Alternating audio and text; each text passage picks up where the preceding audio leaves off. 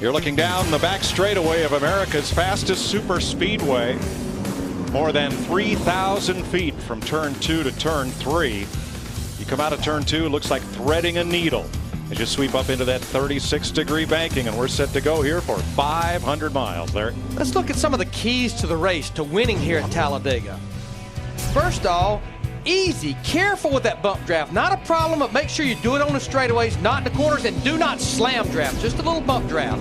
Avoid the big ones. Sometimes you can avoid it, just be lucky enough not to be in it. Then thirdly, right place near the end. Let's go back to the Daytona 500. Mark Martin led the last 12 to 15 laps, but you know what? He wasn't in the right spot. Kevin Harvick led the last lap. DW, I think we actually have one more key you'd like to mention. Yeah, the yellow line, Larry. You got to pay attention to that. Don't go below that yellow line or you'll be in the pits. Out of bounds. One unique facet of this 2.66-mile racetrack is the location of the start-finish line. You see them sweep off turn 4 and come down to the tri-oval and right at the center of pit road. If this were Daytona, the start-finish line would be there. However, when Bill France built this track in 1969, they wanted to sell the seats that were down past pit road and make those premier seats down in this area. So he put his start-finish line here. And in yesterday's race, in that distance from where the start-finish line is at Daytona to where it is here, Bobby Labonte beat Tony Stewart. I'll tell you one thing, that has been the deciding factor in many races here, just like yesterday. Get some pace lap stories from pit road. Chris Devoda. Always nervous. Despite 26 starts here, that's what Jeff Burton says he feels every time he climbs into a race car at Talladega. He thinks about the big one. He strategizes how to miss it. Now, once the race settles in, he calms down. But until then, and that means right now, Jeff Burton is about ready to jump out of his fire suit. To Steve Burns. Krista, Tony Stewart has 2 wins at Daytona. He's finished second here 6 times. With all his success on restrictor plate tracks, he's not a big fan of them for the very reason DW mentioned.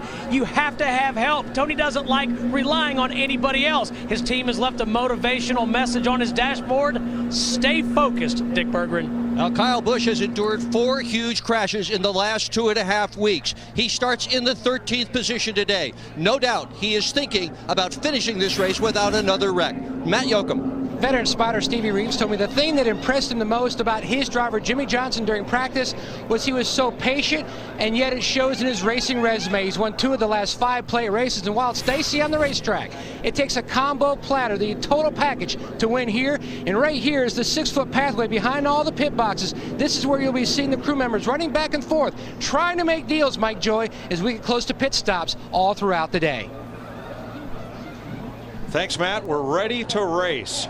Huge crowd in what has become the capital of Junior Nation. In the heart of Alabama, NASCAR's traditional fans fill this place twice a year to watch pack racing, bump drafting, and usually exciting finishes. What do the drivers think about racing at Talladega? It's a 500-mile chess match is what it's like. I mean, I'm a better checker player than I am a chess player. That's why I run second so many times and not one. All in all, it's just it's a tough, competitive, challenging race because everybody's right there on top of each other the whole time, and you know, we're always packed up 2, 3, 4 wide sometimes. It gets very, very aggressive out there. You know, we're easily going to be 3 wide throughout this whole race. Track position is going to be tough to get, and staying out of the big one as usual. You know, I'm not sure if it's going to come early, in the middle, or late, but it's coming. Anticipation. And sometimes frustration here. Let's see if that young man is starting on the front row again here at Talladega. David Gilliland, that's DW in the Fox Sports booth. Buddy, you got a copy? Oh, yeah, I got you loud and clear. All right, is that Big Bertha? Yes, sir, it is, man. I had so much fun with her, too, at Daytona. We brought her back here, and it's been great so far. I was going to say, man, you did a great job at Daytona from the front row, from the pole. How do you feel about today's race? Feel great, DW. We worked a lot on drafting with this car, and it drove really good the draft. We made 1 qualifying run, and just kind of figured qualifying would be what it was. But it was real fast in qualifying, but we were happier with it in the draft. A lot of guys have gotten their first win here, bud. Stand on the gas, turn left, and have fun. You got it. Thanks. David Gilliland will start outside, Jeff Gordon on the front row. In the drivers' meeting today, at the end of David Hoot's instructions to drivers, he asks, are there any questions? The pole sitter, Jeff Gordon, had one. He said, can you police us on the bump drafting? I'm going to be able to stand here today and tell you, all right, you guys can't touch each other on the racetrack, because that's not NASCAR racing. But you need to be conscious about it at a place, particularly Talladega, with a new surface and being able to move around more freely than you could this time last year, and most of you were here in October. So the only thing we can do is just say, guys, be conscious about it. But if you get out of consciousness on it, just be prepared for us, and we're not going to argue about it or debate it. It's just we just had to do it. Bump drafting is accepted.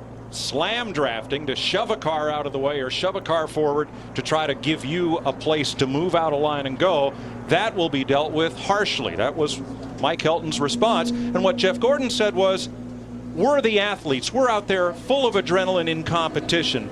It's hard for us to police ourselves. There are accidents, and then there are things that are intentionally done. That's what you have to avoid.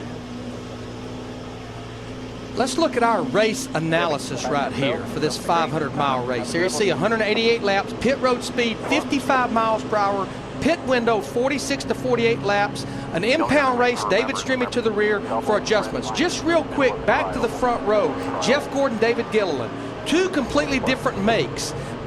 NASCAR inspection, over 1,000 working parts.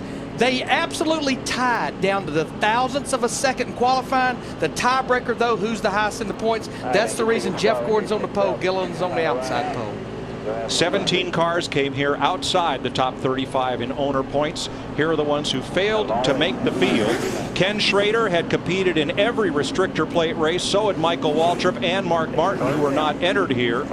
So that streak is over. Also, it's the first time the Wood brothers, number 21, has failed to make a Talladega race since 2000. DW, 5 wide, 4 wide. It won't be the first time I tell you today. Reach up there and pull those belts tight one more time. All right, folks, we're at the capital of Boogity. This is where it all gets going right here. Boogity, boogity, boogity. Let's go racing, boys.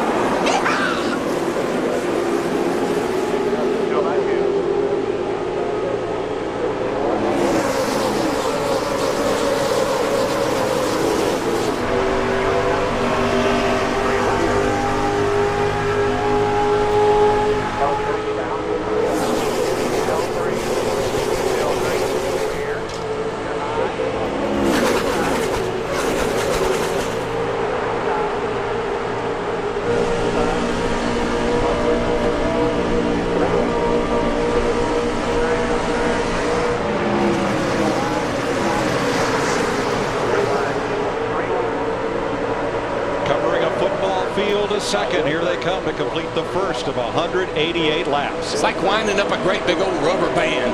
You get her wound up and let her fly.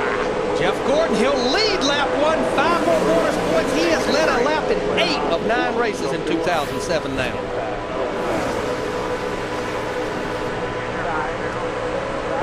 That's Sterling Marlin in the 14, Gilliland the 38, right behind Gordon. Got to be careful right now. These cars are a little free on the get-go here. You get side by side, the back end wants to suck around. Got to be careful after a few laps. Pressure build up, burn off a little fuel. Here comes Marlin on the outside, the veteran from Columbia, Tennessee, whose dad raced here when the track first opened. Look at Cuckoo's boy go! He's being pushed by Kenny Wallace in that 78 car with Jimmy Johnson in the 48. All 3 of those cars, 3 different teams, 3 Hendrick engines in that outside line. Lap is led by Marlin. Mike, we've got our scoring monitor up here that says if a car changed positions, 41 of 43 positions changed that lap right there. And you know, watching the race yesterday, that high line was very, very effective. Little bump drafting. You'll see a lot of it today. Steve Burns. Mike, great note on Sterling Marlin. He's led 1,004 laps in restrictor plate racing, but that is the first lap he's led on a plate race in the last 12 events. And Steve, biggest thing he's trying to do is finish this race and maybe get his first top 10 finish of 2007. We just saw Jimmie Johnson get in the back of Kenny Wallace in the 78 car. A little bump draft that wiggled him through the trial here. Very, very treacherous through the trial. And watch the third lane. Way on the outside comes Jeff Green with Tony Stewart in tow and a group behind them. This is just like any other track we go to. That high line gets a lot of momentum when you start off the corner over to the back straightaway. Looking from Tony Stewart back at the Domino's car, David Rudiman. 1, 2, 3, 4, 5. Ooh, that looked like 5 wide to me, boys. For a moment. Yeah, we don't get excited about 3 wide anymore. It's when they go 4 and 5 wide. Hit over 190 miles per hour. And they will as they come down this short chute, 1,600 feet to the tri-oval. Then they'll fan out here across from pit road into 4 abreast on occasion and sometimes 5. I can't believe Sterling just sitting there and just pulling this crowd right around here. What a great run for him right off the get-go. And here comes Kenny Wallace in the 78. Wallace, who had to time his way in the field and did so, but he's got no help. Nobody close enough to him to push him along, so Marlin and Gordon go back to the front. What do you mean he got no help? There's 42 guys behind him. Get out here and push me, somebody. Not surprised to see Kenny Wallace running good here, though. We mentioned Hendrick Power. Remember the last race Dale Earnhardt won here? Kenny Wallace pushed him to the start-finish line for Dale to win that race. He really understands the draft well. Well, you got to admit, it's pretty exciting for Sterling Marlin and Kenny Wallace to be up here fighting with Jeff Gordon and company. And now, Dick, our pole sitter Gordon has his favorite wingman, Jimmie Johnson, right on his bumper. He does indeed. He ran those first several laps right on the bottom, and before the race started, he urged his spotters to be sure and tell him when somebody was closing on the outside of him. Gordon, in his pre-race comments, has minced no words whatever. He said it's not a question of if the big one's going to happen, it's only a question of when. He is very focused on avoiding running into anybody today. That's the way you win the race here at Talladega. Hey, Mike, Larry, Kenny Wallace went by here last time in 5th place. See where he is when he comes by this time. It looks like about 25th. He was in the sucker hole in the middle. He got shuffled. He got zapped. We see teammates working together early. On the inside line toward the front, David Gilliland, outside pole sitter, has teamed up with his Robert Yates Ford teammate, Ricky Rudd. Mid-pack, Kurt Busch and Ryan Newman in the Penske Dodges running nose to tail. And toward the back, 2 of the Childress Chevys, Kevin Harvick and Jeff Burton, have teamed together. That's cooperation, not co-opetition. Teamwork right now, and you'll do that early on, get up to the front, but then all bets are off once you get there. DW, I got an answer for your question. Kenny Wallace came by 32nd that time. I know. Wow. From 2nd to 32nd in 2 laps. You said he needed somebody to push him, but not backwards. Jeff Gordon out front. For the 3rd lap, Sterling Marlin led 4. Marlin, a 2-time winner here when he drove those Morgan McClure Chevrolets powered by Runt Pitman's engines. Now, I love what they've done to this racetrack. The surface is absolutely incredible, but there's a little groove through the tri-oval that's a little disturbing to me. When you get down in that bottom lane, there's a groove there that the car catches, and every now and then moves it around quite a bit. But Darrell, is that part of the problem? The drivers almost get too comfortable because this place has so much grip. Yep, there's a car way down below the yellow line, too, and that's not good. Edwards. Yellow line is out of bounds. If you go below the yellow line and advance your position, expect to make an unexpected trip to pit road for penalty. You know, Mike, we were talking about teammates. Look behind Jeff Gordon. You see Greg Biffle in that 16 car. Matt Kenseth's in the 17. They have been hooked up together for the last few laps trying to get up there to Gordon in the 24. Okay, Mr. Crew Chief, what's the strategy? Let me get back with you. I'm not sure just yet. I'll tell you Jeff Gordon's strategy. The best way to stay out of trouble is to stay out in front of it. And that's where he wants to be all day. That's what I always told him. And he said, what can we do to help you? I said, give me a really fast car. Krista. You guys mentioned Matt Kenseth. Kenseth. You know, he has been surprisingly good here. You always think of the Chevy dominance. Matt Kenseth has had 3 consecutive top 10 finishes here. He was 6th in this race last year, 4th in the fall. He said the only things he's not very good at is picking the partners down the stretch. Right now, he is a great partner for his teammate, as you said, Greg Biffle. You know, Krista, we're riding with Tony Stewart there in the 20 car, the orange car on the inside. I think he's also made that statement. He's finished 2nd here like 6 times. He said he just never gets with the right guy on the last lap. One thing that Tony's a little worried about, though, this is not his favorite car. He lost that at Daytona. The car that he had finished 2nd 6 times in doesn't exist anymore.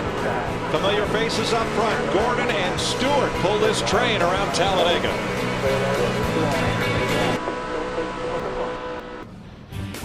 Today's race on Fox presented by Domino's Pizza, sponsored by Best Buy. Make this the summer to wow, only at Best Buy. By Chevy, the most wins in NASCAR history, an American revolution.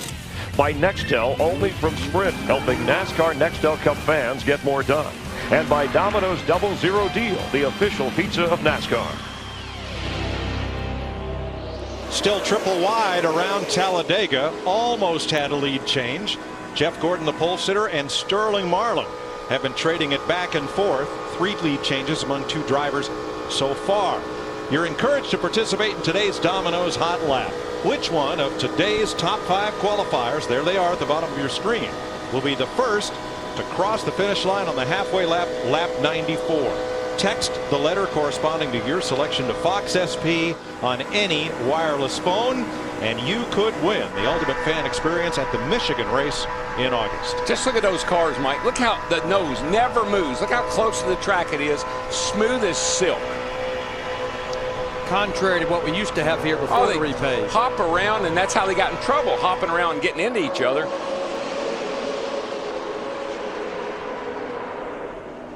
And that's why we can have this incredible racing like this. From Jimmie Johnson looking ahead to Sterling Marlin, the race leader. That's how you know you got a good race car, Mike. Sterling fell back a little bit, was able to drive right back up there and get in the lead again. That's a good race car.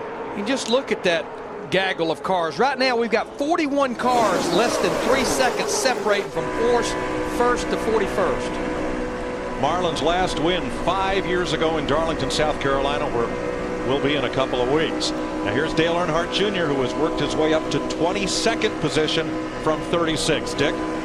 Well, before the race, he promised that the car was going to go straight to the front. But the strategy changed a little bit when Earnhardt looked ahead of him and saw them running 3 and 4 wide. So he sort of hung out in the back for a few laps, then decided to make his move, and forward he goes. Meanwhile, Kyle Busch has dropped all the way back to the 40th position. That by design. He is doing everything he can to avoid another crash. Yesterday, 7 times side over side barrel roll on fire. Kyle Busch doesn't want to repeat anything like that today. That'll make you a little gun shy the next time you strap up in one of these babies after you've been on fire rolling down the back straightaway. Let's show you what happened in yesterday's NASCAR Busch race. Kyle Busch makes a move to the outside, runs into a wall of air, and then Tony Stewart bumps into him. And there goes the 5. And then a wild slide once he got to the infield grass, became a wild ride. One thing I believe, Larry, I wish they would just pave all the grass around a racetrack. I mean, I know they got to have some, I guess, for the aesthetic value, but man. Unless it's in a flower bed, there doesn't need to be a blade of grass at a racetrack. Good point.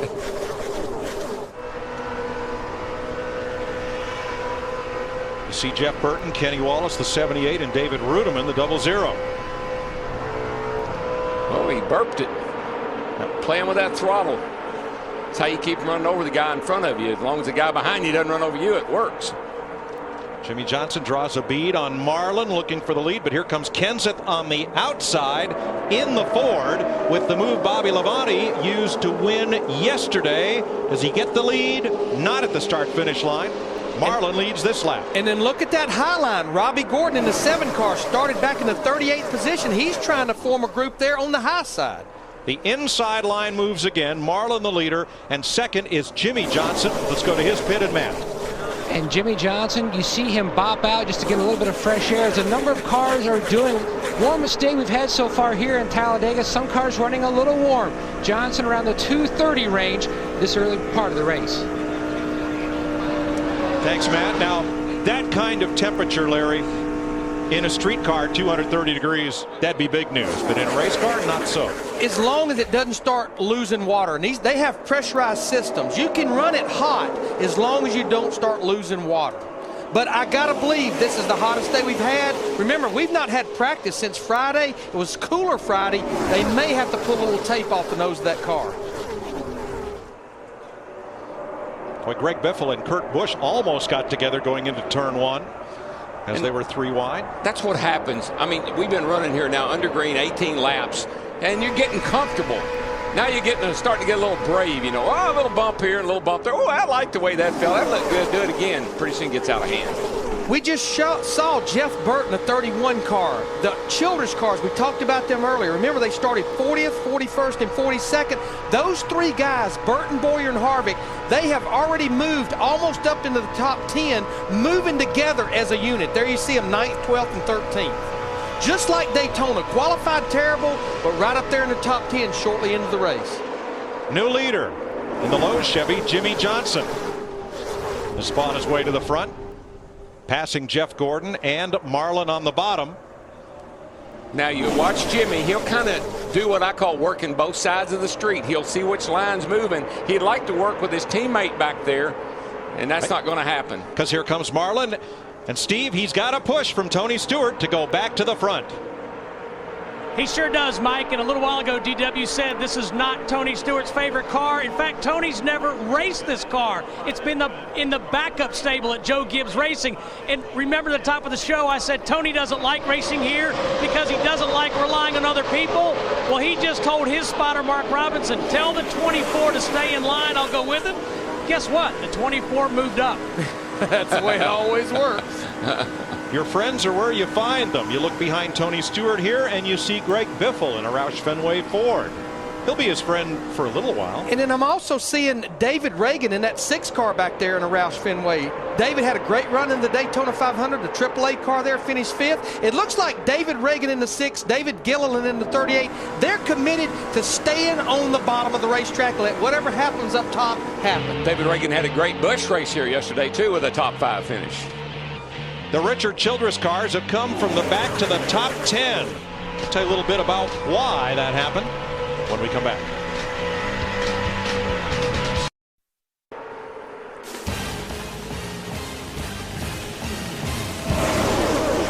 Four Hendrick engines at the front of the field. Jimmie Johnson, Sterling Marlin, Jeff Gordon, and Jeff Green. Tony Stewart, David Reagan, as we see Paul Menard coast into the garage area. It looked like the engine expired going into turn 1, but he was able to coast around back to the garage. Our aerial coverage brought to you by Goodyear, helping NASCAR drivers get to the finish line for the past 25 years. Goodyear, get there. Time for our first singular virtual crew chief question of the day. Will Jeff Gordon pass Dale Earnhardt on NASCAR's all-time win list today? To answer, text the word crew to 191 on your AT&T Singular wireless phone. Singular is the new AT&T. Now, when we went to break, Jeff Gordon and Kevin Harvick in the 29 had fought their way up into the top 10. They and teammate Clint Boyer started dead last, but for the provisional starter, Dale Jarrett. And Harvick said 2 things. One, there's only one more restrictor plate race with this car before we transition to the car of tomorrow. They didn't put quite as much effort into a qualifying package with only one more race to run. And secondly, they didn't set the cars up for qualifying. They knew they would race well with the package they had, but they also knew they wouldn't qualify well. They were unconcerned about starting in the back, and now we can see why. Well, that 24 just pushed his teammate Jimmie Johnson right out in front of this crowd. Had to get off of him because they were in a turn, but sure put Jimmy out front, right there in front of Jeff Green in the 66. And remember that 66 car, Jeff Green, that's like a Hendrick satellite team. Haas Racing had a great run at Phoenix, finished 6th. Here's Jeff Green up there in that 66, battling in the top 5. You know, Larry, people have talked about the Chevrolet dominance this year. And one of the things I think they may have done in the offseason over the winter, with the Toyota coming in this year, one of their strengths was the teams working together. I think that the other manufacturers may have realized that, and I think that the Hendrick group has probably become like the main supplier for a lot of these cars and teams. And here, Chevrolet has won 15 of the last 16 races. Dale Jarrett's Ford, the only non-Chevy, and he won here in October of 05. Yeah, in the Truck Series, I mean, that was their strength, the Toyota strength, working everybody together. I think these teams realized that offseason. They pulled their acts together, too. Here's Kevin Harvick in the 29, just ahead of Jeff Burton. You're riding with Burton. Harvick started 41st, Dick Berggren. Now he's in the top 10. And so this morning I asked his crew chief, Todd Berrier, if it was possible to come from 41st to the front. He said absolutely, smiled at me and said, it's all driver today. This is a brand new car that they have never run before. Car owner Richard Childress told me this morning that the team came to win, not to qualify. So they ran heavier components in the car, which don't help you qualify, but they do provide reliability. And reliability is important when you're going to be running this kind of an automobile race. And speaking of reliability, Dick, or durability, Carl Edwards in the 99 car, we just saw him go to the garage area, puffing out the exhaust. These guys are leaning, tuning on these engines so close, trying to make power, that I think we're starting to get some durability. And also remember, this is the first restrictor plate race that we've run the unleaded fuel. Unleaded fuel is not causing these problems, but it's throwing the guys a little bit of a curveball how they tune the engines. Plus, with an impound race, I mean, not a whole lot you can do. After the qualifying yesterday, you got what you got. When are we going to pit? I can imagine that's the question, Larry. Well, we heard Matt Yoakum talk before the race about guys making deals. Most places we go, you want to pit by yourself. You don't want a crowded pit road. But here we talked about dance partners. You have to have them pitting, or when you get back out on the racetrack, you can be caught up in a draft to run the speeds these guys are running now. Got to let people know well in advance that you're getting ready to make your pit stop, because you can get run over here real easily. And make sure you're on the same strategy, too. That may be why driver 8, Dale Earnhardt Jr. and others are hanging out back and away from this swarm at the front of the field right now. Swarm.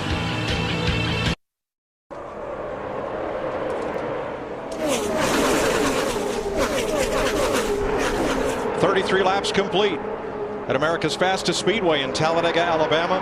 Jimmie Johnson, Sterling Marlin, Jeff Green out front with Tony Stewart and Matt Kenseth. Carl Edwards went to the garage with an engine problem. They suspect a broken rocker arm. He was 8th in the Nextel Cup points coming into this race. No pit stops, no caution flags, and still a wild ride at the front. For the lead, Jeff Green in the 66. Now we're seeing the middle line move, though, with Tony Stewart there in the 20, Jeff Gordon in the 24, Harvick in the 29. It's starting to move. Yeah, Jeff Gordon has pushed a number of people to the lead, whichever line they are in. Tony wants the 48 there a minute ago. But you got to be impressed with that Haas group, that 66 car out there. You know, they're building a $40 million rolling wind tunnel in Concord. That's how committed this guy is, Gene Haas, is to the Cup racing. They've actually broke ground on it. They broke ground, yeah. Now we're getting a report also, Robbie Gordon in the 7 car. We don't know why, but he has went behind the wall to the garage area as well. He was up there running in the top 10 not that many laps ago. Well, I think, Darrell, it's part of that synergy between teams. Haas is a big customer of Hendrick Motorsports for cars and engines. I'll bet Hendrick will be a big customer of wind tunnel time. I think so. That rolling wind tunnel, in other words, the ground will move underneath the race car. It's the only one in North America. We do need to add Jeff Gordon to that list of engine problems. We're getting a report that that engine did let go in Robbie Gordon in the 7. Robbie Gordon. Right. Robbie, thanks. Yeah.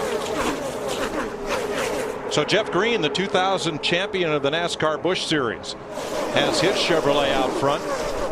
They're just getting a little gaggled up for me, guys. I'll tell you, I've started to see these cars move around a little bit more. We're drawing near the time for a pit stop.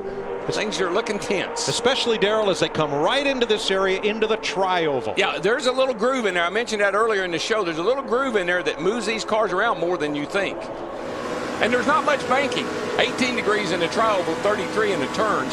You're still running the same speed. You know, I was just noticing how much tape Jeff Gordon, the 24 car, Steve Letarte, his crew chief, how much tape they had on the nose. I just feel like a lot of these cars are running hot. I think we actually have some Dale Earnhardt audio that may support that.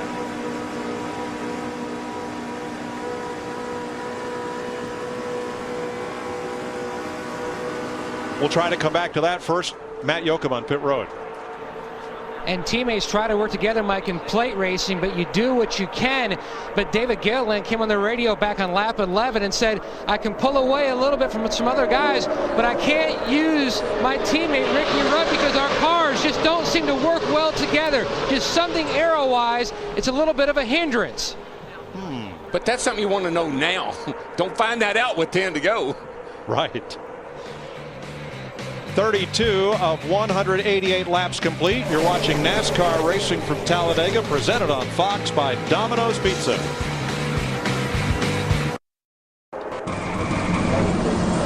Coming to complete 41 laps, Tony Stewart, your leader, from Jeff Gordon, Jimmie Johnson, and Kurt Busch. Dale Jarrett just made a pit stop, went back out on the track. The engine started missing and then shut off. David Gilliland has been to pit road. Kenny Wallace, and now you see Jeremy Mayfield coming in with Elliott Sadler. These are green flag scheduled stops. And what I think we're going to see on a stop, these cars hold 18 gallons of fuel. You want to make sure you get it full of fuel. I think we'll probably see a lot of two-tire stops. You may see some guys go for 4, but I think for the most part, you're going to see 2, and probably a lot of guys pulling tape off the front end of these race cars. Pretty bad news for DJ in the 44 car, because he's 37th, 36 in the points. Had a good day today, might have gotten himself in the top 35, wouldn't have to rely on the championship division, which he's out of. You know, what I don't like about David Gilliland and 38 Todd Parrott, what I don't like about their strategy, we've been talking about pitting together with partners to be able to fulfill the draft that you need. David Gilliland pitted by himself, and I think he's going to lose a lot of time by doing that. Scott Briggs is in to make his stop along with Kyle Petty. And Casey Kane in front of Matt. And you've got the 9-8 of Casey Kane. A lot of guys going on the right side tires, plan only, making sure big tank Robles got fuel cell full of fuel. And Casey does have a teammate that he pitted with, the 10, and also a corporate teammate of the 45 of Kyle Petty. Ward Burton also pitted with them. We're told that Dale Jarrett had ignition problems. That's what sent him to the garage. Some of the leaders in this group, including Denny Hamlin, David Reutimann, the 00, and Sterling Marlin in the 14. Ricky Rudd's also in.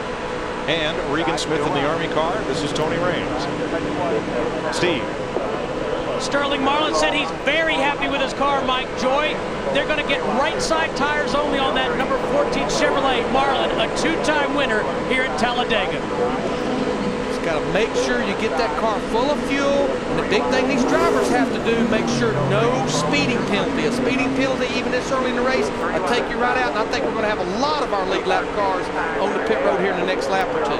Yeah, all they've got in there is a hand signal. They've got to let the people around them know they're coming to pit road. Get your hands up and start waving going down the back. Tony Stewart leads a big group onto pit road, including Kurt Busch and Jeff Burton. 43 car could not get on pit road. Oh, Spider-Man is going to have to spider his way back around here. Steve. Tony Stewart on pit road. Mike, Greg Zipadelli just said, what do you need, Smokey? He said, I could stand to be a little bit tighter, but not much. 2 tires. Kristen.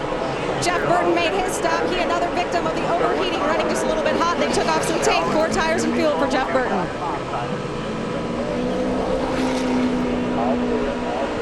David McMurray out, Juan Pablo Montoya in the 42, Reed Sorensen. And something is amiss with Bobby Labonte's car. It's a right front tire flap, Mike. When he was trying to get on pit road, he locked it up and blew it out. I was going to say, especially if you're going to go with 2 right side tires, you have to make sure you do not slide those tires getting in. Here's the deal, right side, you're going to ease the jack down, leave on me, leave on me, get that tape off, Tony, ease the jack down. That's the instruction as Jeff Gordon comes to pit road, and we got a penalty coming, first to Kristen. The 17 is in. Matt Kenseth saying he's just a little bit tight. They're making an air pressure adjustment on the right side. He's also running a little bit too much gear. Dick Berggren. Much more conversation from Jeff Gordon. Long stop again. Much more conversation from Gordon about temperature. And service is complete for Jimmie Johnson as his teammate Jeff Gordon goes by. A track bar adjustment and cleaned off the windshield as well. Good stop by the E48 guys, just trying to pack that fuel cell full of fuel. black flag as this group comes to the line on the Home Depot number 20 of Tony Stewart. The electronic timing system that measures the speed of each car along pit road caught Stewart, who was the first in that group to come in, too fast entering the pit.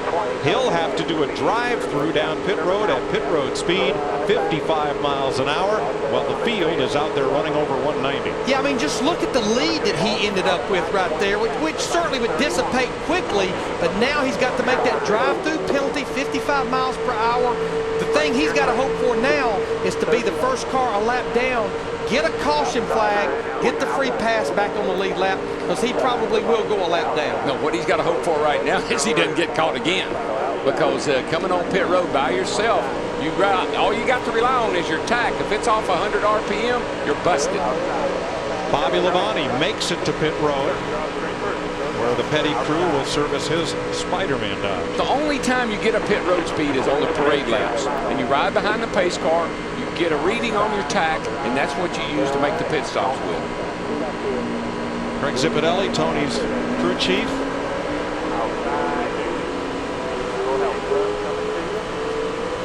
And Stewart accelerates away. And Stewart enters turn 1 as the lead pack is in turn 4. Steve?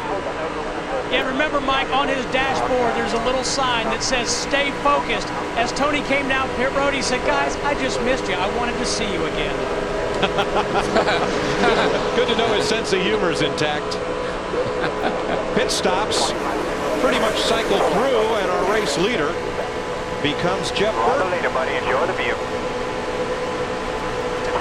Here's his view of Kurt Busch right on his bumper. Then Jeff Gordon, Jimmy Johnson, Martin Truex Jr. now in the top 5.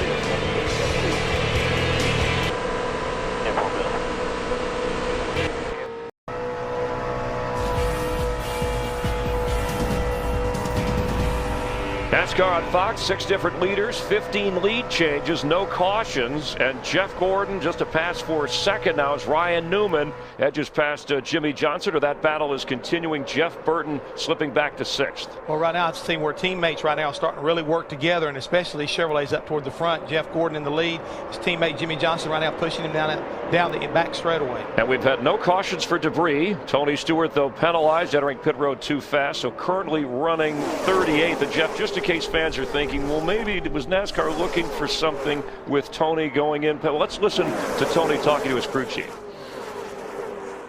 Well, I can't say I didn't know it was coming. I was probably 1,000 over when I got there. I just got in way too hard, guys. Sorry.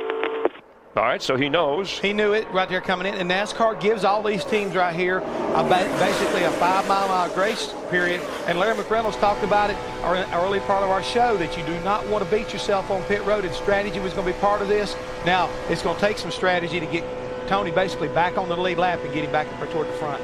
Mike? Thanks, Jeff. We have 52 laps complete, no cautions yet, and already 1 round of green flag pit stops. Yeah, and what I'm seeing with Tony Stewart in that 20 car, the lead pack, they have gained about 5 to 6 seconds on him in the last 5 laps. Right now, they're running about 1.5 to 2 seconds faster as a pack. But again, when they catch Tony, he'll be able to blend in with them, and he's going to sit there once again, hoping he gets some type of caution. You know, here's what I'm seeing. I'm seeing things I'm not accustomed to seeing here. Johnny Sauter running in 3rd place. Ricky Rudd in the Snickers car running in 4th place. You got David Strimmy running 7th. Yaley running 8th. Clint Boyer. We got some names at the front that we don't see up front here a lot. And that Johnny Sauter, the 70, that's Jeff Green's teammate. Remember, we talked about that earlier with Hendrick Engine. So, Darrell, when all those crew chiefs said in the garage area, don't worry, it'll draft well, they weren't kidding. Well, that's almost a sure thing if you'll hold it wide open. See, one of the conferences going on there now after the pit stop. Chad Knaus, crew chief for Jimmy Johnson, the 48 in the Lowe's uniform, and then he's talking to Steve Letarte right now. Matt, they formed their strategy. Now they're talking about maybe even the next pit stop. Larry Mack, you know, from being a crew chief, you work from the finish of the race back, and if everyone does a 44-lap run to the finish, they're going to be 8 laps shy of making it. So now you're going to see teams, because of those pace laps which are factored in, now they're going to be going 46 to 48 laps on the next stops, but you're trying to work with your teammates, and that's exactly what you're trying to do here on top of the 48 box. Keep your teammates abreast of what you're doing. Well, I think the why of this is why did Jeff Gordon pit with the 29, Kevin Harvick, because after stops, Gordon's the leader of the race. Johnson's trying to fight his way back up. What did Darrell say at the top of the show? You're going to work with who can help you. Co-opetition. It does not matter who it is right now. No, actually, it doesn't matter all day long. But you'd like to work with your teammates because that's the right thing to do. But if it doesn't help you, you can't do it. But Mike, now after making that long green run, they have a much better feel for their fuel mileage. You play it conservative on the first stop, and you don't have the pace laps to deal with like Matt was talking about. Larry, the field is just about 2.5 seconds from catching Tony Stewart. Stewart had to serve a pit road penalty for entering too fast. And you see the view back from Stewart. Here comes the pack, and they'll suck up to him pretty quickly. Some of them will go on by, but as we pointed out, then he'll blend in, and he will be the only car 1 lap down to the leaders. So he would get the free pass if and when the next caution, or the first caution of the day, would occur. Yeah, because Bobby Labonte, the 43 car that had that problem getting on the pit road, once he finally made it back and they got the tires changed, he's now 3 laps down. So as you say, Tony will be the only car a lap down. Let me tell you somebody that just a little while ago we were thinking was in trouble. Dale Jr. in the 8 car. He was out of the draft. He was back there with Matt Kenseth. I'm looking back here with Kenseth to see where Dale Jr. is. Guess where he is? Right in the middle of, right in amongst them. He's running 18th, 16th now. He did that all by himself. Now you saw Tony Stewart go backwards from Junior's camera, and the difference between his and leader Jeff Gordon's RPM about 200. Stewart had no drafting partners, nobody to line up with. If he can get in that pack, he can run with them. And remember, that RPM, that's a speedometer. The higher their RPM, the more speed you're carrying. Got to watch that yellow line. I see somebody flirting with it down there. I think it's the 96 car. And as you pointed out, Darrell, that's out of bounds. If you gain a position by going below that yellow line, you'll serve the same penalty that Tony Stewart served a drive to. Here's the answer to our singular AT&T wireless question. Well, 30% of you think that Jeff Gordon can win in Talladega today. He started from the pole, the first pole he's ever won at Talladega. This is one of those races, people ask you who's going to win. I have no idea. There is no way to tell at this place. It's the only place we come to where there's 43 favorites when the green flag drops. Jeff Gordon, your leader. You're watching NASCAR on Fox.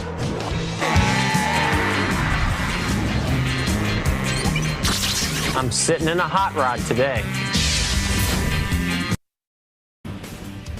Today's Race on Fox, presented by Domino's Pizza, is sponsored by DirecTV. Just say ride shotgun on race day with NASCAR Hot Pass only on DirecTV. By Singular, now the new AT&T. By Ford F-Series, built for bold moves, built Ford tough. And by Subway Restaurants. Subway, eat fresh. 61 laps, Jeff Gordon continues to lead over Jeff Burton and Jimmy Johnson. Next Saturday, a unique doubleheader on Fox. First, it's Fox Saturday Baseball Game of the Week. Mariners, Yankees in high definition, or Phillies, Giants, or White Sox, Angels. Then we throw a changeup and shift gear. It's Nextel Cup racing from Richmond International Raceway, where Dale Jr. looks to defend his title again in high definition. A big day of sports on Fox next Saturday beginning at 3:30 p.m. Eastern Time. I don't know if you can top that doubleheader there. That's about as good as it gets. We'll have fun watching, and then we'll have fun at Richmond. 62 straight green flag laps, and Jeff Gordon has led most of them. You know, some of this stuff doesn't even look real. Hey, Burns, you down there? Darrell, I swear I'm like a fan down here. I hold my breath every time they come down pit road. But Kurt Busch just said, guys, this is like you couldn't get this much side-by-side action on a video game. And that's what it looks like. There you go. Sure we can. We got to use Fox 3D to do it. Where's Kurt Busch in all that? There he is, right behind his brother. That's what it looks like, though. They come by here all 3, 4 wide. And we've got a new leader, Denny Hamlin, going into turn 1. He is the second Joe Gibbs Chevy to lead this race, along with Tony Stewart. What just fascinates me, though, is this racetrack and how smooth it is. Now, wait a minute, Darrell. Hamlin has not led this race yet. Yes, he was in front in turns 1 and 2, but lead changes are only counted at the start-finish line. So Hamlin may not be the leader of the race officially. There's no way we can count all the lead changes that happen other places besides the start-finish line, but he's fighting back. He may lead it, Mike. He will. Levin Carr led that lap. He must have heard you talking about that. You look down below us in the grandstand, and hardly any of those seats are being used. These fans have been on their feet since the drop of the green flag. We've been caution-free, racing this close together at nearly 200 miles an hour. They're getting a very nice even tan. That's, I can tell you that. See Elliott Sadler there, that 19 car Dodge. He has his teammate Casey Kane behind him. Those two cars right there, the 9 and the 19, they have not had a top 10 finish, either one of them, since Daytona in the 500. Here you see Tony Stewart in the 20 car. Remember, he is a lap down right now. Would love to see a caution flag to get that free pass. Let's watch this there. The 24 car. Watch the hood on the 31. Holy cow, is that thing packing some air under there or what?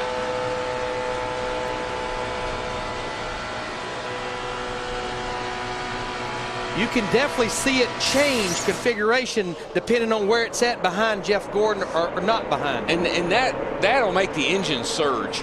That buffeting of the hood up and down affects the air pressure under the hood, and these restrictor plates do not. They don't like that.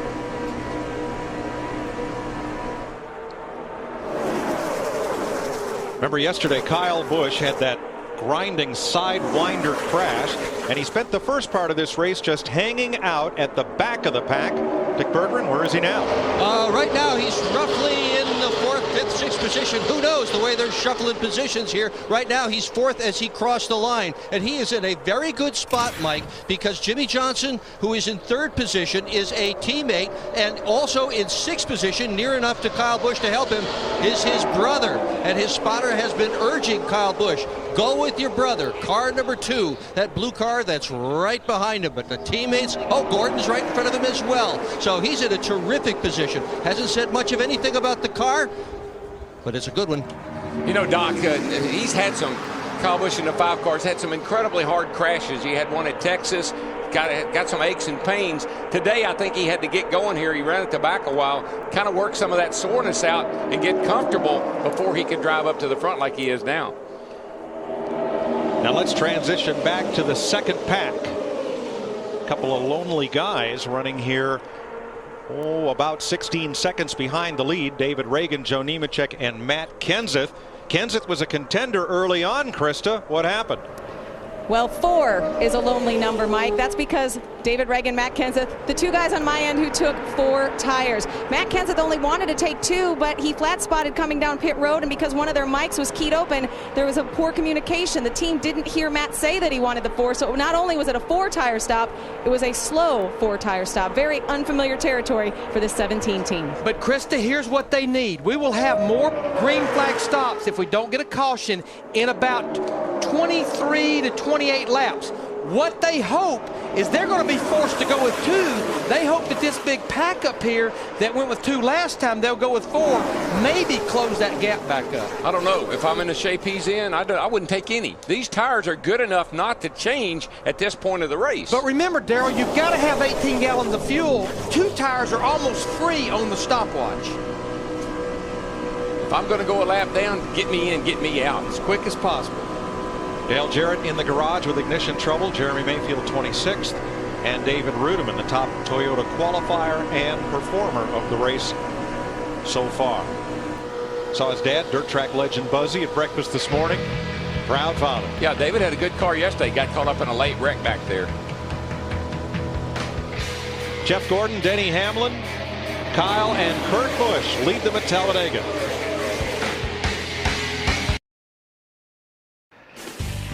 Today's race on Fox, presented by Domino's Pizza, is sponsored by UPS, official delivery company of NASCAR. UPS delivers the chance to manage your own free fantasy auto racing league. Go to foxsports.com. Our first caution of the race, Tony Stewart would be the one to get the free pass. Yeah, he's going to get an opportunity to kind of catch up, man, after having Is that debris, or is that not debris? There is debris right there. All right. On the lower side of, I think, turn 1.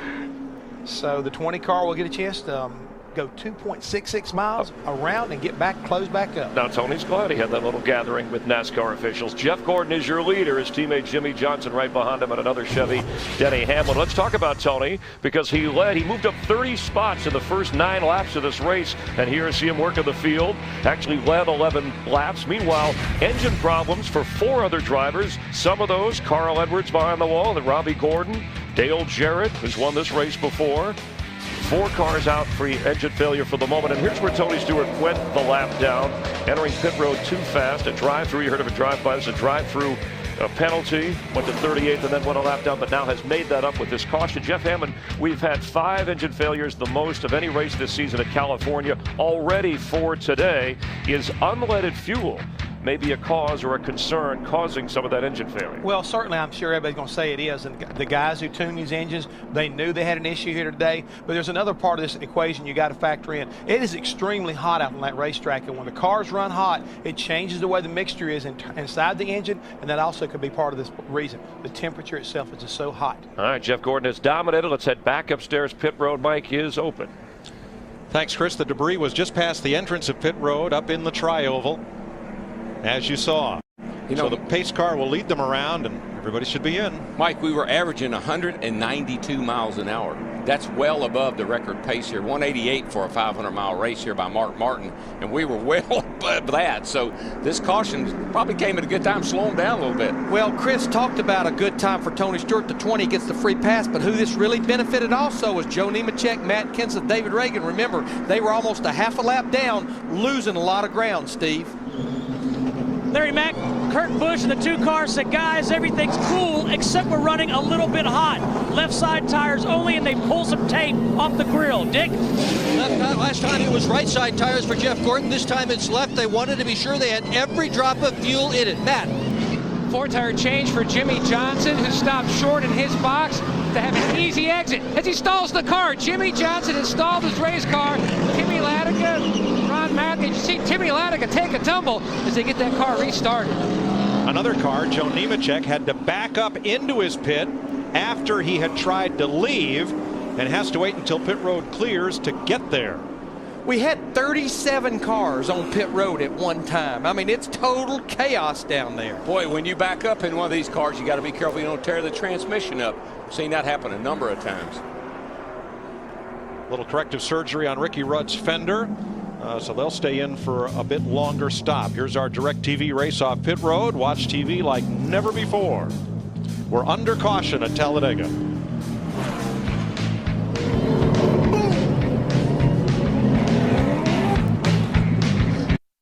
And many say it's one of the raciest tracks on the entire circuit, so be with us next Saturday night. That's another impound race, right? It is. Yeah. And the car?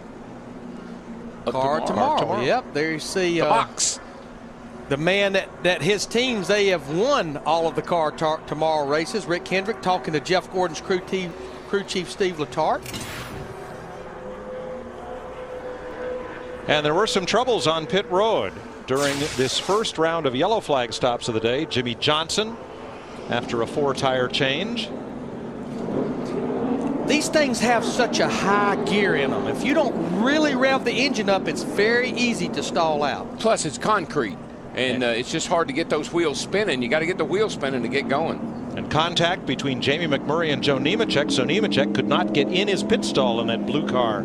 Center of your screen, he had to back it in to get service. I think that was a very timely caution for Ricky Rudd, the 88 car, who'd been running well up in the top 10 or 12. We get in a report that they actually changed the battery out on that race car. Evidently, they were having an alternator or vote problem. There you see Ricky right now still on the lead lap back in 33rd. Yeah, and Larry, I watched Ricky. He was working his way on that outside line to the lead there at one time. Then all of a sudden he started falling back, so that answers that question. Look at that packed infield here at Talladega.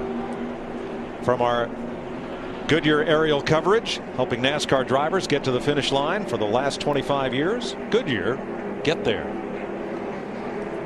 One car pulling up to the inside. That's Bobby Labonte, who is 3 laps down. Everybody else that is running is on the lead lap for this restart. And to make sure to clarify the rule of the free pass Tony Stewart received at that time, when you get back on the lead lap by virtue of the free pass, you have to start at the tail end of the longest line. So right now, Tony Stewart will be starting all the way basically back in about 38th position.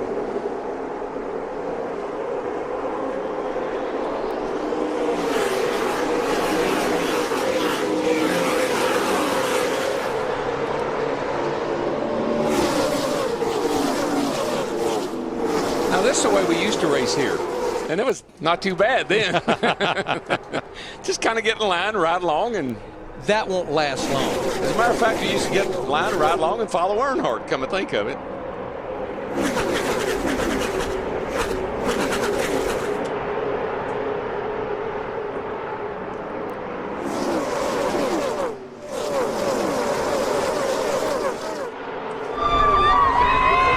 Makes sense to us.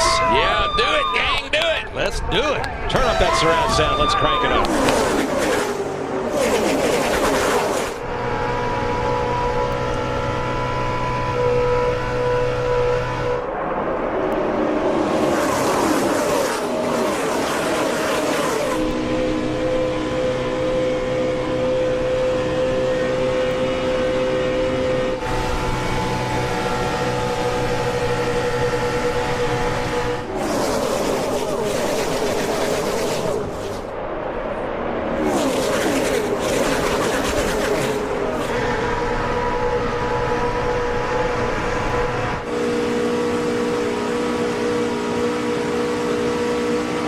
What's wrong with Tony Stewart? He was with the lead pack, back on the lead lap, started in the back, but he cannot hold the pack. Meanwhile, Clint Bowyer in the 07 has brushed the wall. I believe Tony's got some kind of engine problem because he is dropping back in a hurry. 07's got quite a bit of right side damage. He's going to have to come to pit road with those tires rubbing. Oh yeah, we're good. You just made her a little smaller. She'll be faster now. I'm not sure about that comment. Like you say, those tires rubbing, he's going to have to probably get the pit road. He actually whacked it a couple of pretty good whacks. Yeah. David Stremme in the 40 had to avoid Bowyer. He did narrow it up, but he also unlined it. I can tell something must be happening on the racetrack because once again, no one's sitting down here, and I think it's because of that number 8 car, Dale Earnhardt Jr., working his way toward the lead. I tell you, that little run he made earlier to catch this pack all by himself, and that impressed me. That told me he's sitting on a pretty good piece. Dale Jr. has won 5 of the last 11 Cup races at Talladega, including 4 in a row. And that grandstand is a sea of red. Red shirts and hats, as Junior is 3 cars from the lead, which is pretty hotly contested right here. Now, nowhere near this pack, Tony Stewart all by himself. Steve, what's wrong? Mike, we just listened to Tony Stewart. He said somebody got on the brakes in front of him and he had to check up or hit the brakes as well, and he just lost momentum. And once you lose that draft, there's car no goes getting around. back. I think it's the 07 going around up there in 3 and 4. Bowyer has crashed. Yeah. Very possibly cut a the tire down. He did. I saw it snap. Caution is out, which is a huge break again for Tony Stewart in that 20 car. Not a good break for Clint Bowyer, but for sure Tony. Now, Kurt Busch and Jeff Gordon were side by side at the moment of caution. But what matters on the scoring chart is where they were at the last of the loop sensors that they crossed just prior to the caution. So Gordon should remain the leader as the pace car picks them up in turn 2. But I think Tony's a good example of how easy it is to lose the draft here. You got to be on your game. Won't start either. Did you blow it? This is the first incident with Bowyer. Well, up there in the middle. He just gets up a little too high. Wide up top. 4 wide way up top. That's a hard lick in that wall at that speed. 4 wide there. Just hold your line. Trying to make it around to the pits or trying to ride it out. There it goes. Yeah, you see the right front tire look like may have gone first. We saw the smoke from the tires. I question leaving him out. He's had such a great year, but these restrictor plate racetracks, they have not been good to him. Remember, he finished the Daytona 500 across the start-finish line on his roof, and a bad day here on lap 81 for Clint Bowyer. Comes in here 9th in the Nextel Cup points.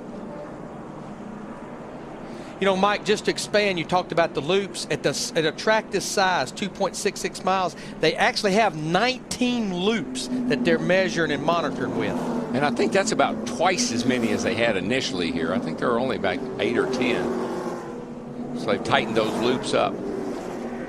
Bobby Labonte, who had tire trouble early and fell 3 laps down, will get one of those laps back. He is the only car on track not on the lead lap.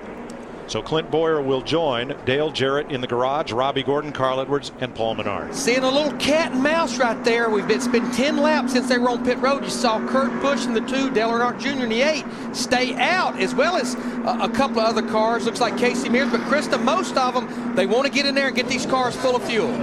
That's right. It's a splash and go for the 31 of Jeff Burton and the 17 of Matt Kenseth. Dick.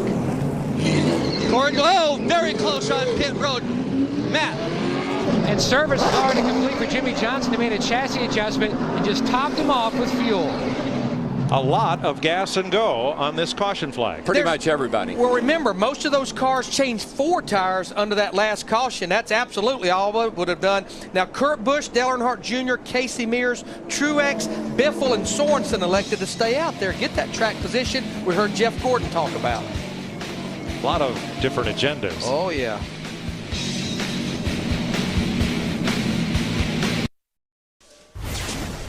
Under caution at Talladega, here's today's Texas Instruments DLP Amazing Moment. September 2003, Elliott Sadler's wild ride.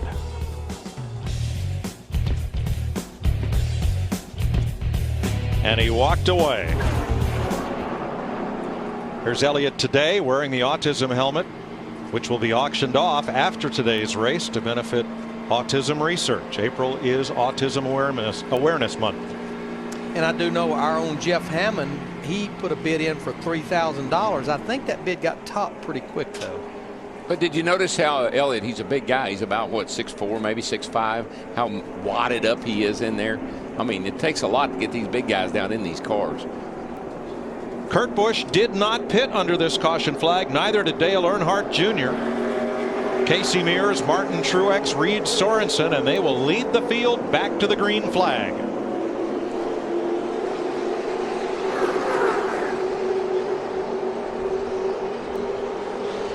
We mentioned that Greg Biffle in the 16 car, he had stayed out as well. It's almost like that was a miscue because the next time by, they elected to bring that car to pit road for fuel. That's one of those on further reviews. Yep. You see him build speed in the back straightaway. Clint Bowyer checked and released from the infield care center. He's okay. We're in about 10 laps of halfway. Clint Bowyer joins Dale Jarrett, Robbie Gordon, Carl Edwards, Paul Menard, 5 cars out of this race. And I mentioned before that when we had that first caution there that we were averaging 192 mile an hour. These cautions slowed us back down now to averaging about 168. So we get some long green here, long green flag racing. That average speed will come right back up there again.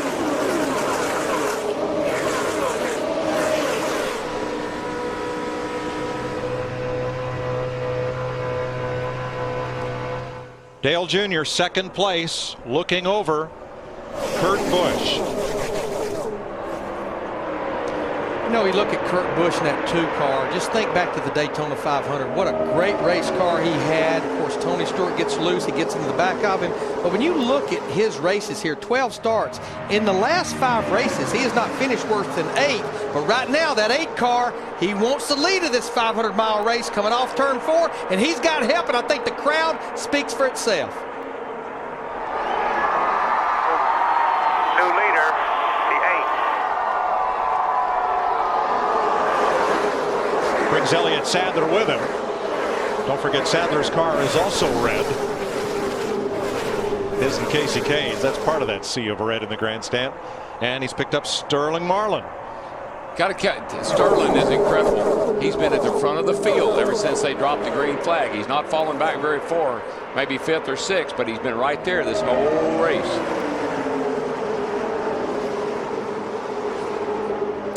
Sterling just has so much experience with this restrictor plate racing. He's won his share. Of course, a couple of Daytona 500s. Always runs well when he has the horse to go with it. Yeah, his crew chief, Slugger Labby, you know, he was with Michael when he won Daytona and won here. So Slugger knows a little bit about this racetrack, too.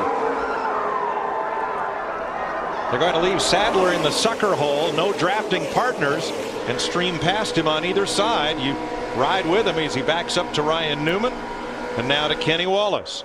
You have got to have help. I mean, this group of cars, 28 cars, less than a second separating them on that lap right there. You know, and the thing that people don't realize, I think, is when you're driving one of these race cars, you are questioning every move you make.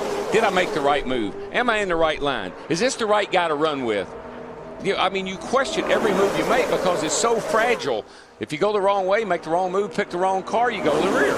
In a hurry. Look at Dale Jr. Worked his way to the front. Look what happened. Darrell, it's almost like right now, and I know a lot depends on who's in it, but it's like that middle line is prevailing right now. The one that Kurt Busch is pulling through, but now he goes to the bottom and jumps in front of Casey Mears. Casey Mears, the 25 car. Short way around, Larry. I'll tell you which line is fast. Whichever one Jeff Gordon and Jimmy Johnson are in. That's what it appears. That's the fast line. David Ruderman. David's having a nice go of it so far. Dale Jr. still leading that line on the outside, if not leading the race.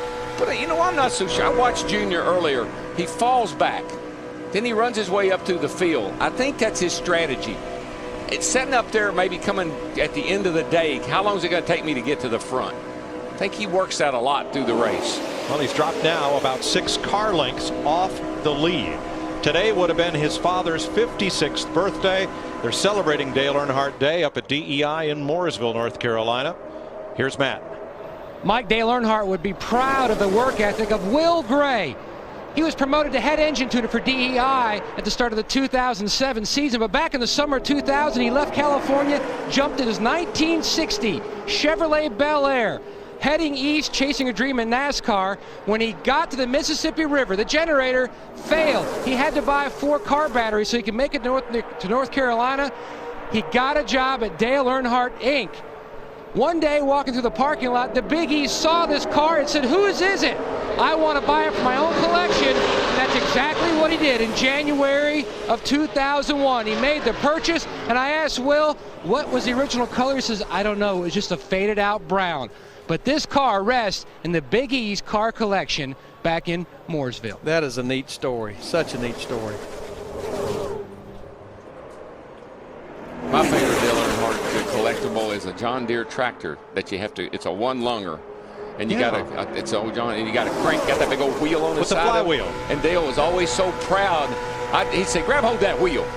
Well, I couldn't even get it. I couldn't budge it. And he'd walk up that thing. He was strong as an ox, and spin that thing around and start that old tractor up. He would never ask you to do anything, but he would tell you in a heartbeat. No, grab hold of that wheel.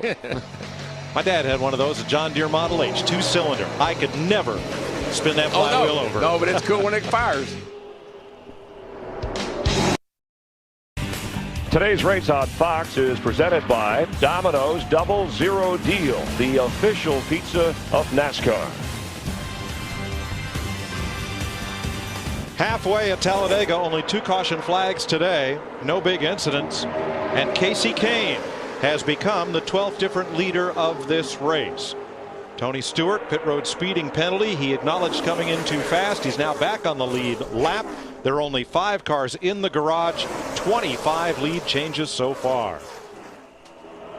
And Casey Kane out front. Right now, Kurt Busch, the 2-car, another Dodge, seems content to ride there right on the rear bumper of Casey Kane in that 9-car. It's kind of interesting that the 2 Dodges are working really well together. They got the 2 teammates, Johnson and Gordon, in a 48-24, but man, that 9 and 19 are working really good together. And their teammate, though, the 9 and the 2. The 48 and the 24, their teammate Casey Mears, the 25 behind those 2 Dodges.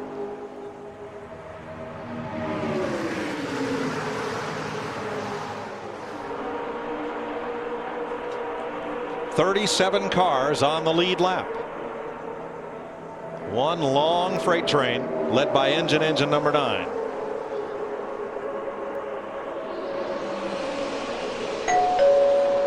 Get the door. It's Domino's. Congratulating Jeff Gordon, our Domino's Hot Lap winner. 72% of you correctly predicted that he would be the first of the 5 fastest qualifiers across the line on the halfway lap.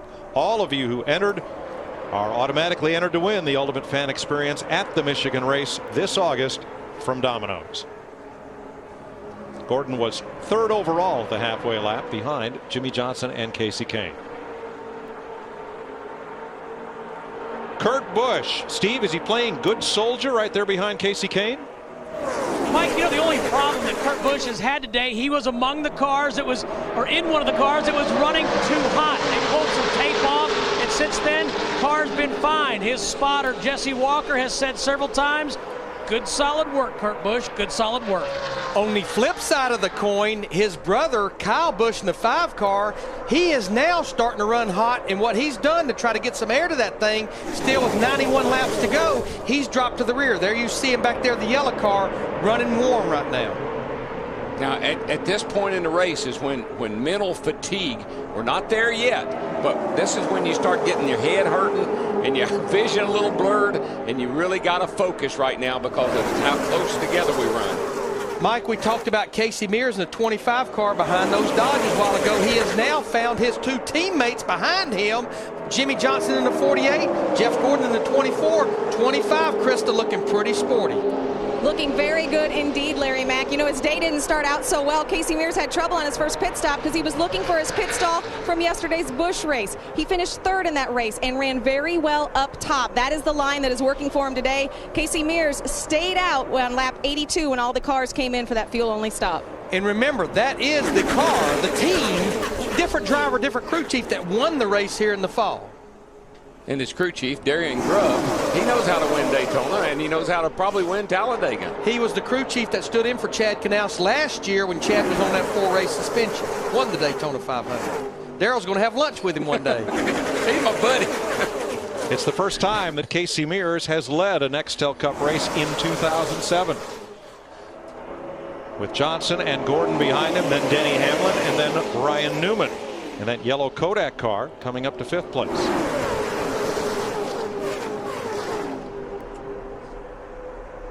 Inside lane, about 4 cars back.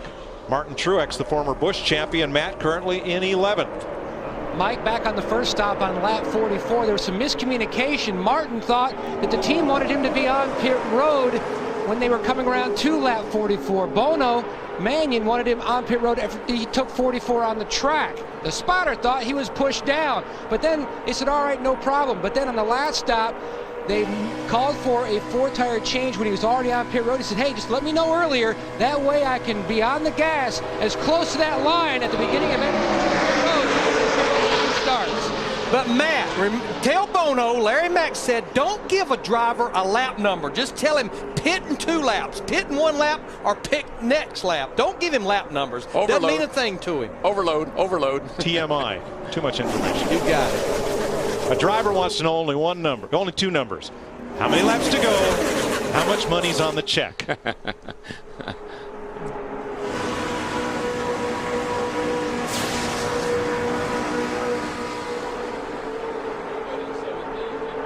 See Johnny Sauter there in the 70 car in the yellow transportation. Haas car made an evasive move, and you can see Scott Riggs in the 10. I don't think he liked that move. That's what causes the big one. Yeah. A sudden move that no one's expecting. Exactly. I tell you, a guy that, Larry, pretty impressive.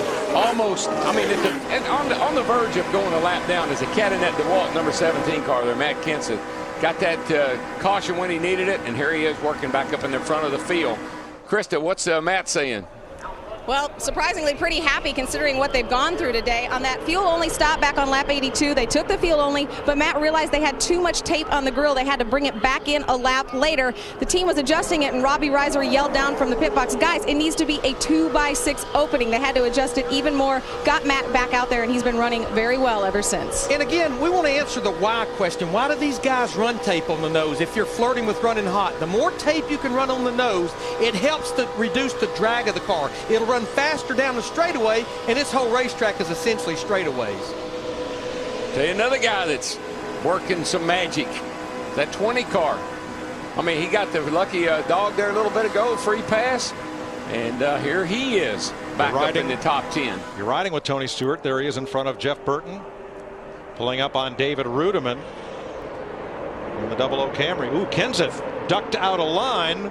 He had a run on Jimmy Johnson, had to go and did. He's going to take Jeff Green and Jeff Gordon with him. I tell you, that old Ford's running pretty good right now, buddy.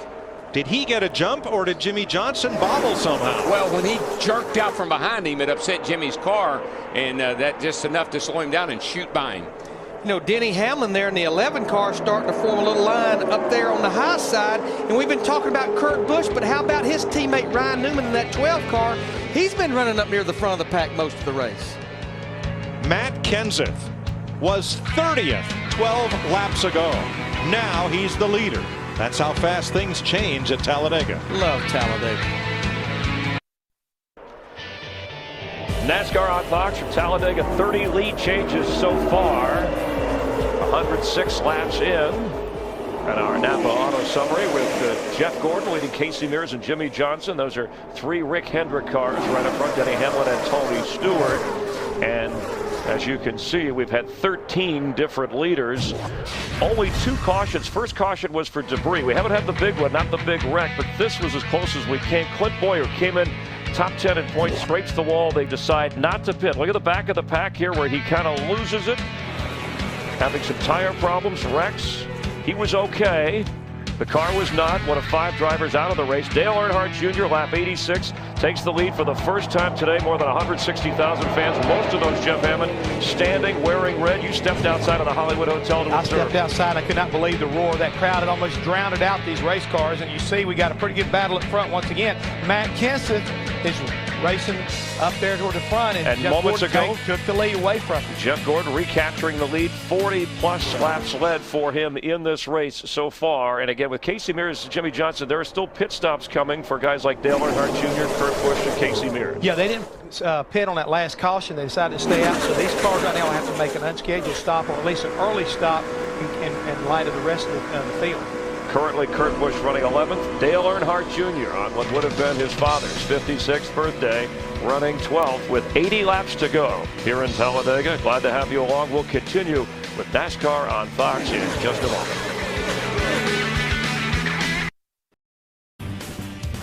Today's race on Fox, presented by Domino's Pizza, is sponsored by Toyota. Moving forward. By Lowe's, proud home of Jimmy Johnson and Team 48. By Napa Auto Parts. Napa, get the good stuff. And by Nextel, only from Sprint, helping NASCAR Nextel Cup fans get more done. 76 laps to go in the Aaron's 499 at Talladega. Jeff Gordon has been in command of this race for 46 of its 112 laps. Nobody else has led more than 16 laps, and that was Sterling Marlin. Dale Jr. off the pace, below the yellow line, drifting to the back of the... 255. And he's running hot again. You heard him tell his crew chief, Tony Eury Jr., 255. Now, you heard Jeff Hammond talk about the cars. Is that okay, or you want me to get out when it's that hot? I wouldn't worry about it, because I think everybody's in the same situation. If it gets to 260, then it gets to 260. But, I mean, there ain't a whole hell of a lot more tape I can take off. Okay. Ain't nobody said what was good, what was bad, so I was going on my own judgment. Head forward. Just let it eat. All right, now, I'll let her eat. But you heard Jeff Hammond talk about the cars that did not pit on the last caution. Dale Earnhardt Jr. will be one of those cars. He'll have to be on pit road within the next 6 to 8 laps. And you'd say, well, why don't they do something about it if it's running hot? It slows it down. Exactly. And you do not want to give up that speed. But you also know, Darrell, and I know technology's changed, but it gets so hot, it maybe doesn't hurt the engine, but it can actually take away from the power with this restrictor plate. Oh, yeah. Now, when he dropped down below the yellow line, a piece of rubber or something there that was it's off just the side of the racetrack. Little rubber debris. Yeah, it's marbles debris from at the tires. bottom of the racetrack. Yeah. So Junior is back up to speed and trailing the pack now instead of up with the leaders. 9 laps. 9 laps. There you heard Tony Eury Jr. tell Dale Earnhardt Jr. 9 laps. We need to clear one thing out. Darrell made the point about the yellow line out of bounds. It's only out of bounds if you gain a position, and he did not. He lost a ton of positions.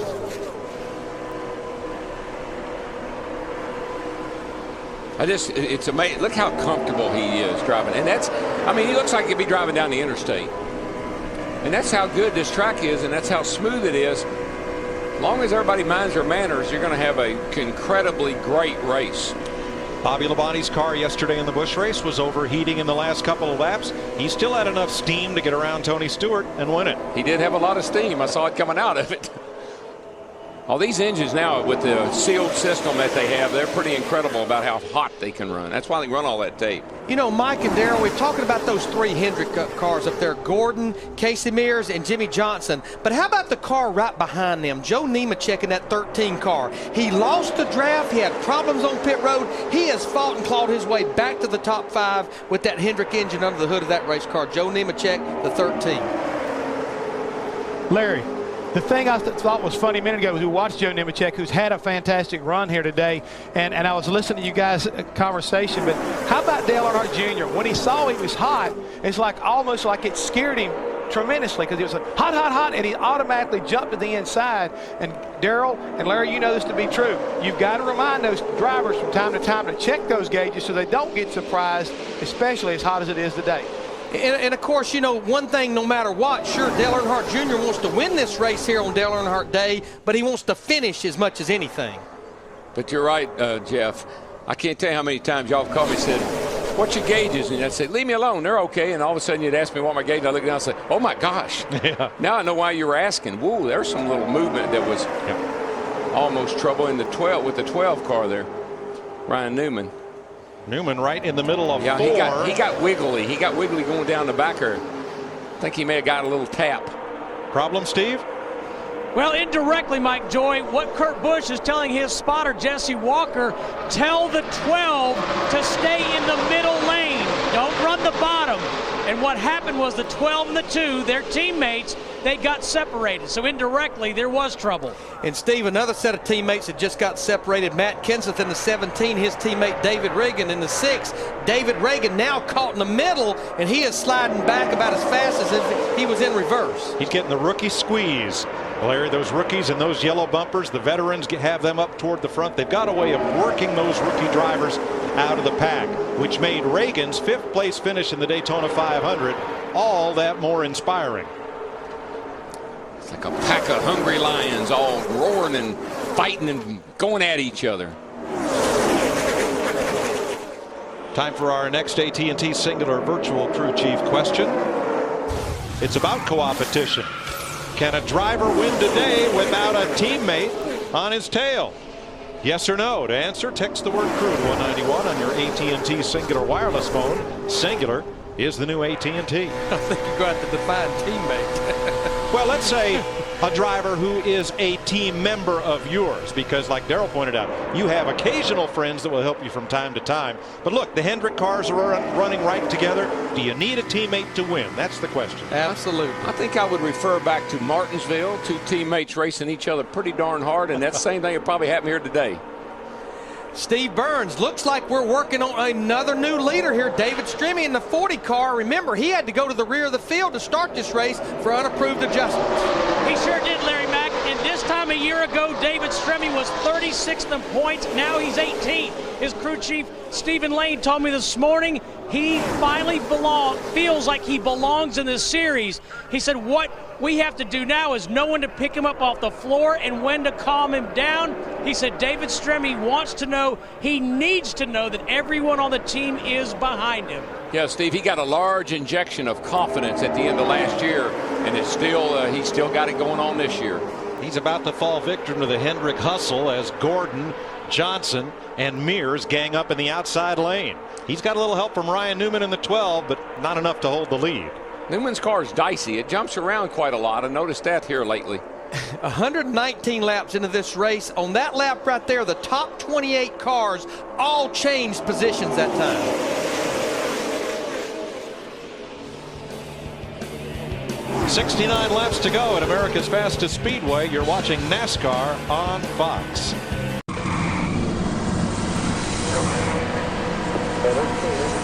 Welcome back to Talladega with 4-time Talladega winner Darrell Waltrip and crew chief Larry McReynolds. I'm Mike Joy. This race has a big green flag look to it, and now green flag pit stops. Dale Earnhardt Jr. comes to pit road along with Kenny Wallace. 4 tires, right, Tony Jr.? Doing 2 left. Did he slide one?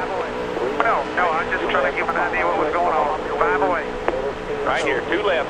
Stay away from the wall, please. Dick. Well, Junior last pitted on lap 74, and they all day long in this race have been concerned about temperature. One of the crew members now wiping the grill. They don't feel they can take any more tape away, getting every last drop of fuel into the car. And we've seen that time after time. Tires on, and they wait until they get every bit of fuel in it.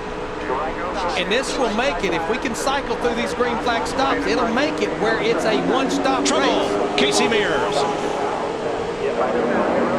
And you know what? I'm not so sure this is the product. I think he was trying to get the pit road because he was one of the cars that needed to pit. Got punted by Jimmy coming in. And it sounds like he may have gotten turned by his teammate. But I definitely think Casey Mears was trying to get to pit road in this 25 car. That's what the spotter indicated, Larry. Let's see, he's right here. He is, right in the front of the pack. But you know, Larry, yeah, I mean, he's up a little high. Man, that's a hard lift. But he was up a little bit too high there trying to get, you know, he should have been a little lower maybe, I don't know. Let's watch from Jimmy Johnson's onboard. See, right here he moves, coming through the corner, he moves out a little bit. My question would be, did he give a good solid hand signal, especially going down the back straightaway to let those guys know, hey, I'm going to pit road? Hey, that's a Hendrick car. He got run over by his Unbelievable, man. They just took us out of the freaking points. Yes. Unreal. Mears came in here 36th in points, and he was poised to gain 9 spots in the Nextel Cup standings, which meant he would be exempt from having to qualify his way into the field next week at Richmond. I can't imagine why that their teammates, they wouldn't know each other when you're coming to pit road. Need to update Dale Earnhardt Jr. because of the size of this racetrack. He was able to make that green flag stop, and I think it was a great call. He went with 2 tires because he stayed on the lead lap. When this is all over with and these cycle of pit stops, he'll be leading this race. Boy, there's good news. Casey Mears walked away. Yeah, because that thing went hard into that inside retaining point. And under caution, most all of the lead lap cars come to pit road. Here's your leader, Jeff Gordon, in. Let's go up to Krista. The 17 and 31 pitting right next to each other. So it's going to be a 2-tire stop for Matt Kenseth, and it looks like 4 tires for Jeff Burton. Dick. Gordon taking 2 right side tires. There's been 2 tires on every stop. Matt. It was an easy entry for Jimmy Johnson, so that way he wouldn't flat spot his left side tires. Small track bar change, the car still on the tight side. Kurt Busch just leaving pit lane. He was headed to pit road when the caution came out. They were going to take 2, but they decided, since they'd already committed, let's just take our time, do 4. We'll have to make our way from the back. They also cleaned off the grill, and Kurt Busch wanted some water. And Steve, someone may have a penalty because of a tire rolling across pit road. What NASCAR will determine, did it get knocked out there or did it roll out there? Notice that no one's running out there to get it. Not claiming it, huh? That's not my tire. Nice pickup for Tony Stewart, 6 spots. NASCAR requires each team to letter their car number on each wheel. They'll find out where it came from.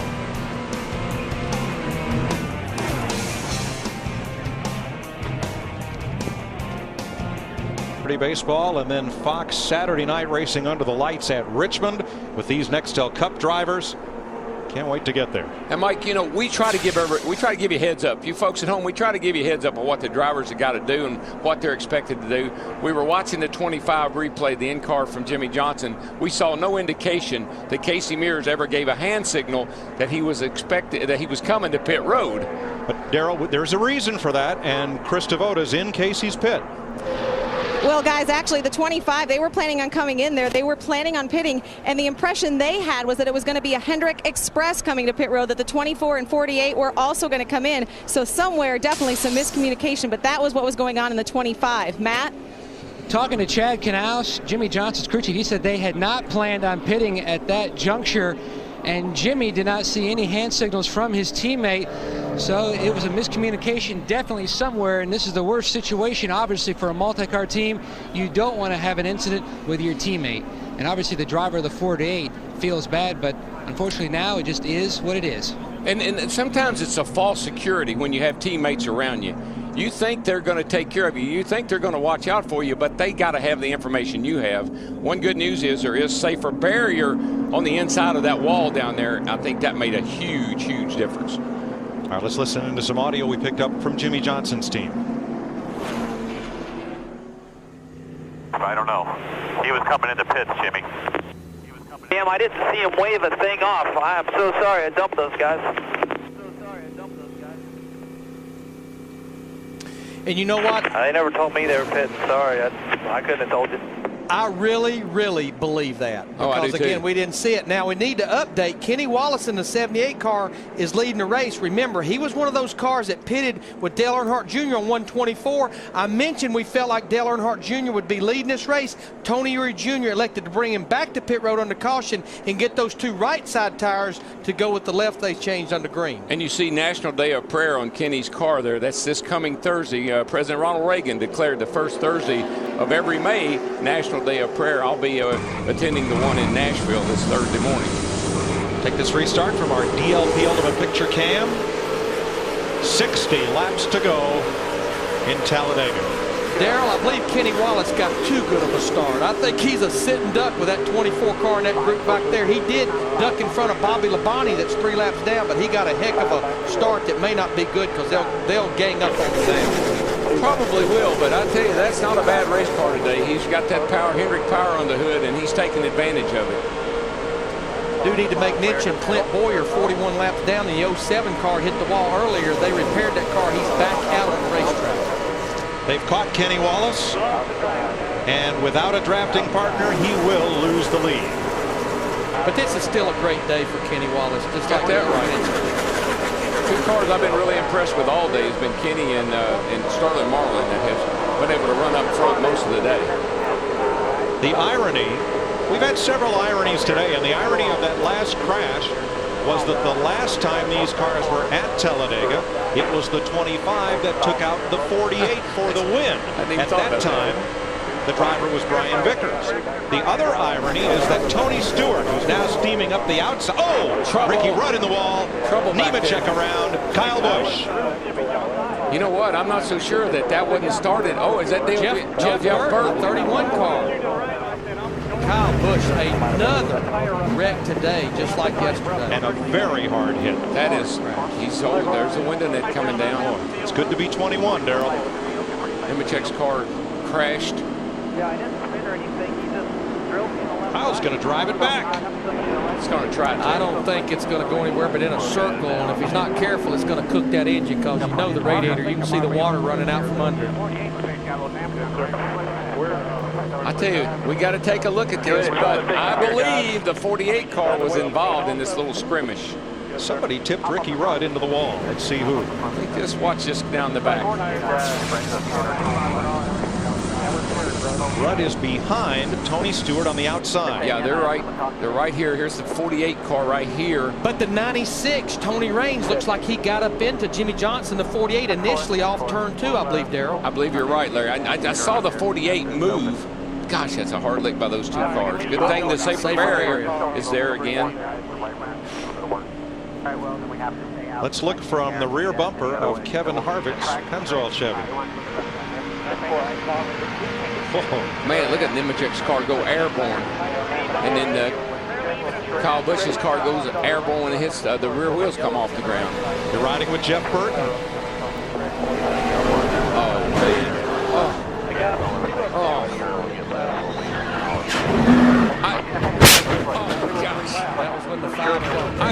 Listen, y'all, I know you don't know what that feels like. Unless you've been in one of these crashes, you can't imagine how that hurts.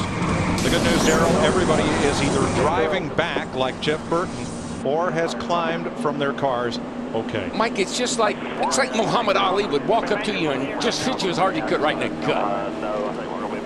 All right, Matt, how about Jimmie Johnson's car? He was right in the midst of the start of that. Jimmy says the steering wheel is straight, so that's good news that the toe's not knocked out. But he says he's got a tire rub predominantly in the right rear area. That's what they're going to try to work on this stop, Mike. Get our tires. Let's show you the aerial view and see if the 96 of Tony Raines which is way on the left of your screen here, tips into Jimmie Johnson to trigger this. Oh, it sure looks like it. I don't know if there was contact between the 96 and the 48, but there definitely was movement enough to push him over into Ricky Rudd in the 88. And just a chain reaction behind him with all these other cars. Refresh my memory here if we knew that. Look at those two cars, the 31 and the 5 come together, collide. They're all the way to the ground. A little bit over the weather. 200 coming, you're clear. That's definitely what happened, Larry. The 96 scooted up the hill just enough to get into the left front of Jimmie Johnson, and there was Ricky Rudd, forced him into the wall. Now watch the 13 come across. Damn. He got turned around by his teammate Sterling Marlin trying to slow down. Look at that 5 car. It's flying backwards.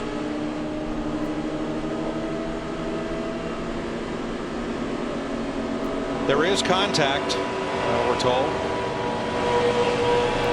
That's all it takes is just that little nudge. Yeah, maybe more. You can run this close together all day long until somebody does something like that, and then it's gonna affect a lot of guys. Well, those two cars scrubbed off no speed whatsoever on the way to the inside wall. There have been a lot of racetracks where the safer barrier has not been installed, or at least in the past, on the inside walls. Man, thank God for there, and again off of turn 4 earlier. And a good thing, the asphalt there. That kept those cars at least on the ground. All right, let's join Krista with Casey Mears. What do we got, guys? A lot of contact between teammates today. The victim of that first incident, the 25 of Casey Mears. Casey, we were in your pit. We heard your communication. What were your thoughts? What was supposed to happen on that pit stop? I don't know. I thought we were all in pretty good communication that we were all going to come in that time. That's what I was told anyway, that we were all going to come in that lap. And I was waving off down the back stretch, and I thought it was very clear that I was coming in. But, I mean, I know Jimmy wouldn't mean to do something like that. I mean, we're best friends, you know, but the bad part about it is we were 35th going into this race, and now it looks like we're probably going to have to be qualifying in the show like the rest of these guys going into Richmond.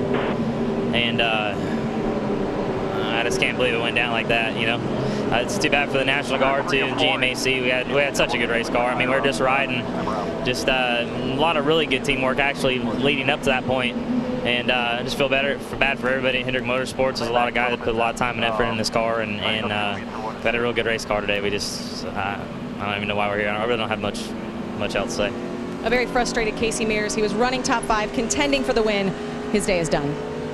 I just think it's incredible. He's got a torn up car. He could have been hurt. What's he worried about? Points in the top 35. Well, Krista, let him know that he is still in the top 35 and has to watch out for Scott Briggs, who I don't believe can gain enough to knock Mears out of the top 35. Now, here's what we call the danger zone with accompanying music, because if you're in the top 35 going to the next race, you are automatically in the race and qualifying just for grid and pit position. From 36 on down, you have to time trial to try to get in the race, and there are always more cars than there are available positions. This week, 9 of them went home. The only one I think that Casey Mears has to worry about right now is maybe Scott Riggs in that 10 car, should he have a good solid day. You're watching NASCAR on Fox, presented by Domino's Pizza. Look at the right side. Just to the left side. A 5-car accident has brought out the 4th caution flag of the day. And as we get ready for one lap to go, we have takers on pit road. Steve? Tony Stewart's going to top off by gas only for Tony Stewart. He stalled it just a little bit. Let's go to Dick. Gordon is going to take 4 tires and all the fuel that race car will hold. They talked a long time about this, and here he is on pit road. This will be the last stop. So Jeff Gordon gives up the lead to get 4 fresh tires, and they're trying to push start Tony Stewart. Yeah, he can't get it fired. I think it is now, though. He saw the black smoke rolling out of it. Steve? Yeah, listening to Tony Stewart in the cockpit, Mike, he said that he felt like the battery was dead. May have a battery issue on that 20. Well, that would not be the first one that we've had today. Remember, Ricky Rudd, the 88 car, had a problem earlier. The only cars that did not stop on that lap, Elliott Sadler, David Reagan, and Jamie McMurray, but Reagan and McMurray were in the lap before. Now, unlike a lot of racetracks where we run a lot of blowers, bead blowers, brake blowers, and every other kind, here about the only thing, boy, you see Zippy, he is upset. Goodness gracious, he's had a trying day. He's had a trying year. Mechanical parts have fought them a lot.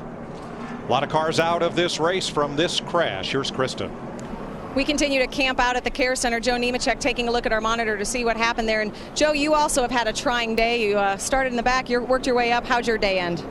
Well, it's pretty disappointing right now. I just feel bad for the whole team and certainty. Just tough. We started in the back, just rode about mid-pack most of the day, came in and made some adjustments on it. And we went, actually, I couldn't get on pit road. There was cars merging off of pit road. I didn't want to get wrecked trying to get on pit road, so we fell behind, caught back up, made it up to about 4th spot, got shuffled back, could keep getting back to the front, so my car was strong. All right. Joe is okay, and so is Kyle Busch, who was also released from the Care Center but declined to be interviewed.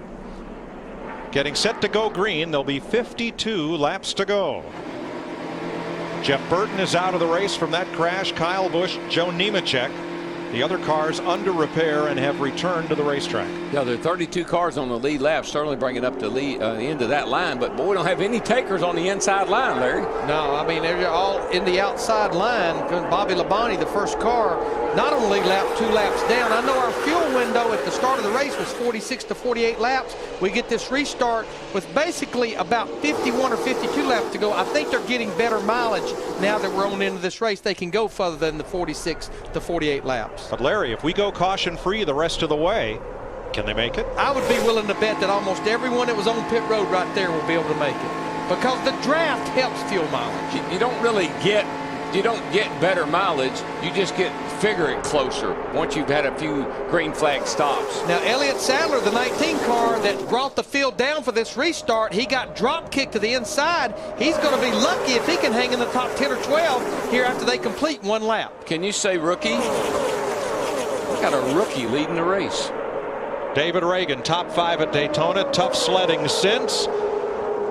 And his Roush Ford is out in front. Had a great run yesterday in the Busch race. What did he finish? 3rd, I think. 4th yesterday. Thank you very much. And here he is leading this race. Reagan is the 19th different driver to lead this race today.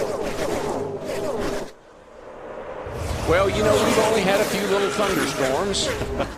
I sure hope we're not building up for something bigger. 60-40, can you win without help from your teammate? They say on our AT&T Singular Virtual Crew Chief poll. David Reagan just had a teammate jump to the outside. Matt Kensing's in that 17 car, and he's bringing a bunch of friends with him to the outside, including Kurt Busch in the 2 and David Stremme in the 40. You know why, Larry? When you look up in front of you and you see a yellow bumper, you go the opposite direction. There you go. Which every rookie has a yellow stripe on the rear bumper just to indicate to the other drivers, hey, this is a rookie. He may have not even raced here before. It's his no-no square. Kurt Busch puts his Dodge out front, and the yellow car, the Kodak car of Ryan Newman, his teammate, scrambles to catch up with his teammate.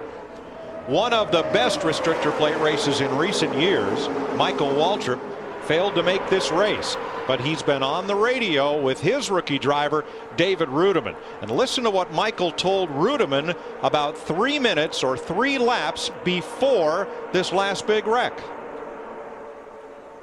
David, I know you and Sean know this, but now's the time when everybody's going to crash. Everyone is just, they're thinking time's running out, so it's going to get worse and worse. So you guys just be on your toes. 10-4. Sean is David's cousin. He's been his spotter ever since he came into the Truck Series 4 years ago, and now with him here in the Cup Series as well.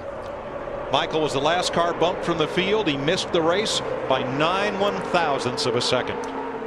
See Juan Pablo Montoya, a little bump draft on the J.J. Yaley in the 18 car, who gives a little bump to Ryan Newman in the 12 car. But once again, a car flexing their muscles. That 66 car up there, Jeff Green, but not a lot of help on the high side right now. That 4-way bump draft looked like hip bone connected to the knee bone, thigh bone connected to the knee bone. Still on the bottom of 3. Let's go back down to the Care Center. Chris Devoto. Actually, Mike, we've moved from the Care Center, walking through the garage, have caught up with Jeff Burton, who's watching his crew work on the Singular Wireless Chevrolet. And Jeff, obviously very frustrated. You had a great car. Talk about your day. Well, we weren't the fastest car here by any means, but we got ourselves in the middle and just kind of hung there. And I thought we did a nice job today. We just got caught up in somebody else's stuff. It always works out that whoever starts a wreck never gets in it here.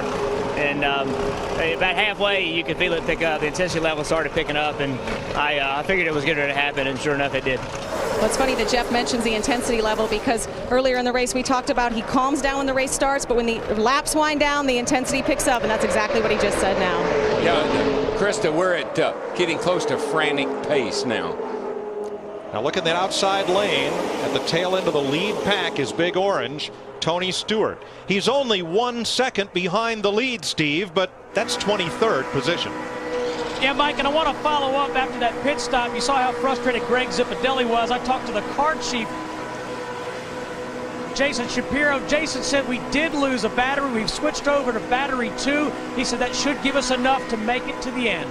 Yeah, most of these teams are carrying a backup battery, and there's a switch that the driver can throw that goes to that backup battery. A big point, though, you made it, Darrell. You don't really have a lot of blowers and things here. No, it doesn't drain the battery down. And looking at its telemetry, 7,500, she's running just fine. Thank you. Yeah. David Stremme loses the lead to Denny Hamlin, who brings Jamie McMurray with him. 46 laps to go. Today's race on Fox, presented by Domino's Pizza, is sponsored by Chevy. The most wins in NASCAR history. An American Revolution. Presently, Denny Hamlin's Chevy leads David Stremme's Dodge, Jamie McMurray's Ford, and David Rudemann's Toyota. All four makes in the front four here at Talladega with 43 laps to go. Let's go trackside to Jeff Hammond for today's State Farm Safety Report as Ward Burton coasts in. He's lost the engine. When it comes to super speedway racing, we're always wondering whether it's going to be the big one or the spectacular one. For that reason, NASCAR came up with the use of restrictor plates. Now let me explain to you one more time what a restrictor plate actually does. Imagine this with our demonstration with the folks from K&N Filters, that this is a manifold, air flowing through it, making 100% of the horsepower, over 835, 840 horsepower. But now when you put the restrictor plate on, automatically it cuts that airflow down and it cuts the horsepower in half. That's right, reducing almost 50% of the horsepower. Now, you might wonder, it's for the safety of the drivers? Of course. But more importantly, for the safety of the fans. Thanks, Jeff. Great explanation on how the restrictor plate reduces the airflow. And the reason he mentioned the fans, what started the carburetor restrictor plate right here, roughly 20 years ago, 1987, Bobby Allison just about went in the grandstands before the era of restrictor plates. And you know, our fans are so fortunate. They can feel it, they can touch it, they can smell it. And that's because the cars are going right by them, right next to them. There's your front four. And everybody represented, all four of the manufacturers in Nextel Cup. Well, we've got some different players at the front of the field, and we've got our favorites. Tony Stewart 6th, Junior's 8th, and Jeff Gordon has fallen way back. How about our leader, Dick Berggren? Well, Denny Hamlin, like so many other competitors today, Mike, has had trouble with his engine overheating. When he gets out front, as he is right now, the water temperature drops as much as 50 degrees, so he wants to be out front. A very unique car. This morning, Mike Ford, his crew chief, told me it's different than any plate car that they have ever had. Chassis and body. The basic chassis is very old, but a lot of changes to it, and today, it's working well, Steve Burns. Hey, Dick, David Stremme just uttered my most famous line in racing. His crew chief, Mike Kalanoff, said, "You have a great car, stay in line." And David Stremme said, "You let me know when there's 10 laps to go, and I'm going to let it eat." That could be good, and that could be bad. Yeah. There better be a lot of room at the table. Depending on what he's going to eat, I reckon.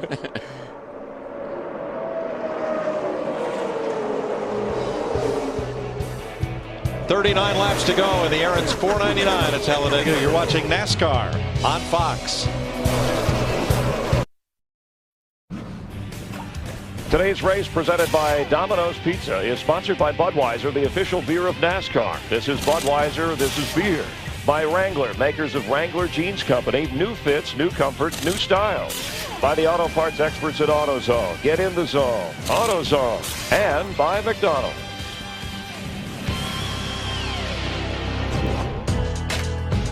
Crank it up, Gene. Hold the pretty wheel. Green, green, green, green, green when we go in race. Full right in front of you. One's pushing you. Go, go, go, go, go. Outside going on me. Go, go, go, go, go, go, go, go, go, go, go, go, go. Clear out, clear out, clear out. Go, go, go, go, go, go, go, go. Push him, come on.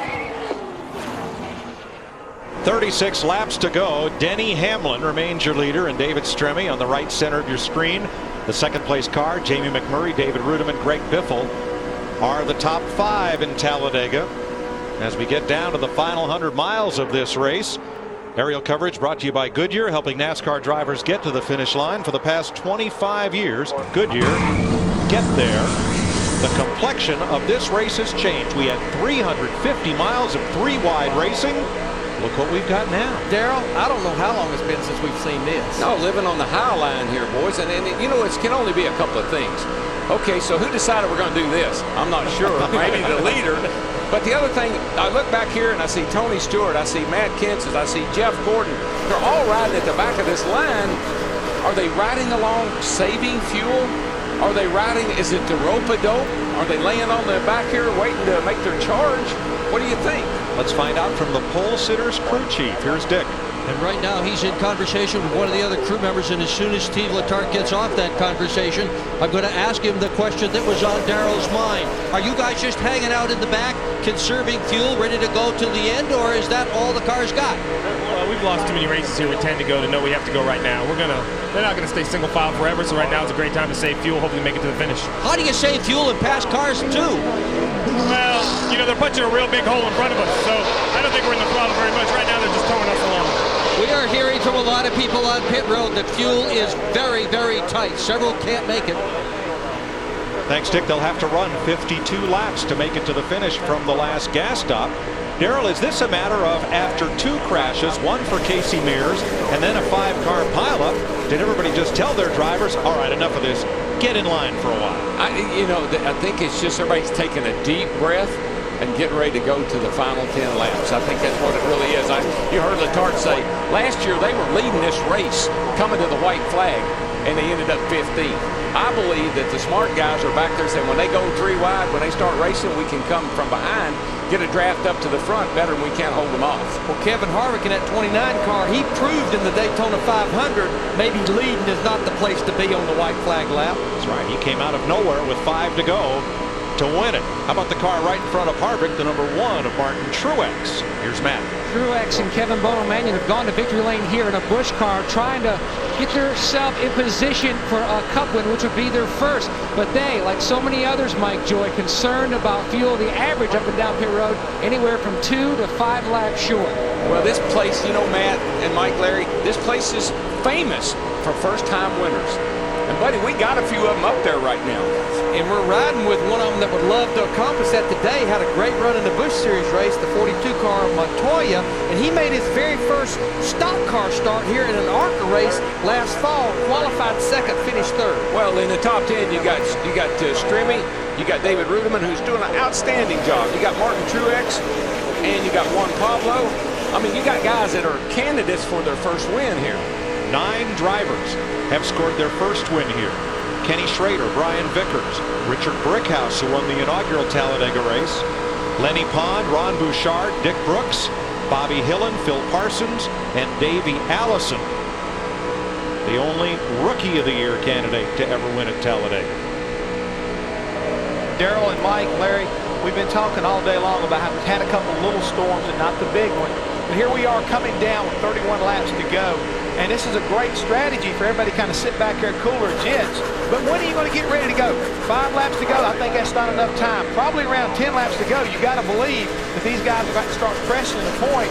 And DW, you said early on, you got to find the right dance partner. And here at this place, you're doing the rumba, baby, not the one-man tap dance. Yeah, well, the first thing I got to know is, can I make it on fuel? That's going to determine a whole lot about what I do.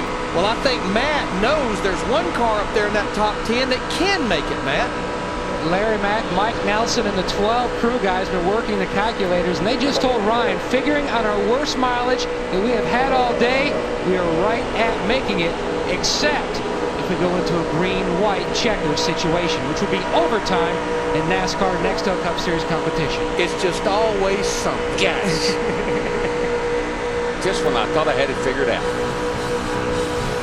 29 laps to go when they come by. Denny Hamlin still out front of David Stremme.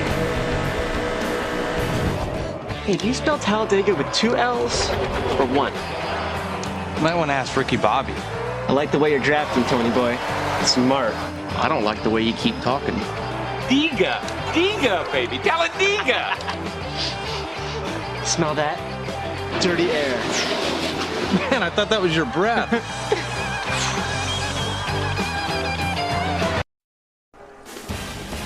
A lot of debris was laying up in turn number 2, and that brings us under caution. The reason? Juan Pablo Montoya got up and into the wall, perhaps after contact from Ryan Newman here. You can see the speed difference right there on Montoya in the 42 car, Ryan Newman the 12. It was about 5-6 miles an hour difference, Newman being the faster car.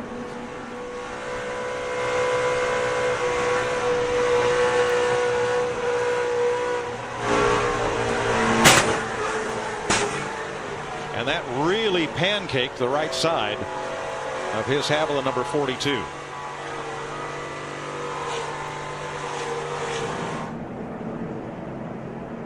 Mighty fast right there. He got on that concrete and he couldn't get it stopped. Couldn't get it wound up. You know, Ryan Newman and the 42 do have a history of running into each other. Juan's very first start at Homestead Miami Speedway the end of last year. Now what you saw on the apron there was the right front fender of Newman's car. Now, Mike, what will be interesting, we know some guys were close on fuel. Now, these cautions will buy you more time. I think we'll have some guys, as you see, it looks like about half and half. A lot of them coming to pit road, Steve, to top off. Larry Mack, David Stremme had to pit. His crew chief, Stephen Lane, said we were going to be 2 to 3 laps short anyways, and if it went green-white checkered, we'd be in trouble. You got to be careful here on pit road because everybody's on a different agenda. Krista. Matt Kenseth, fuel only. He's so cool, so calm on the radio. That was the call from Robbie Reiser. Just gas. Dick?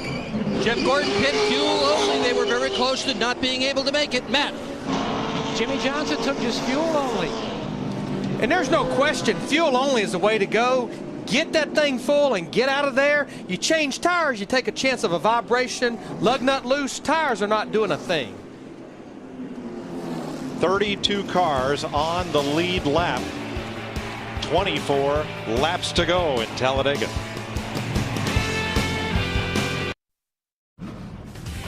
Today's race on Fox, presented by Domino's Pizza, is sponsored by Enterprise Rent-A-Car. We'll pick you up by DLP. HD TV powered by DLP. It's amazing. It's the mirrors.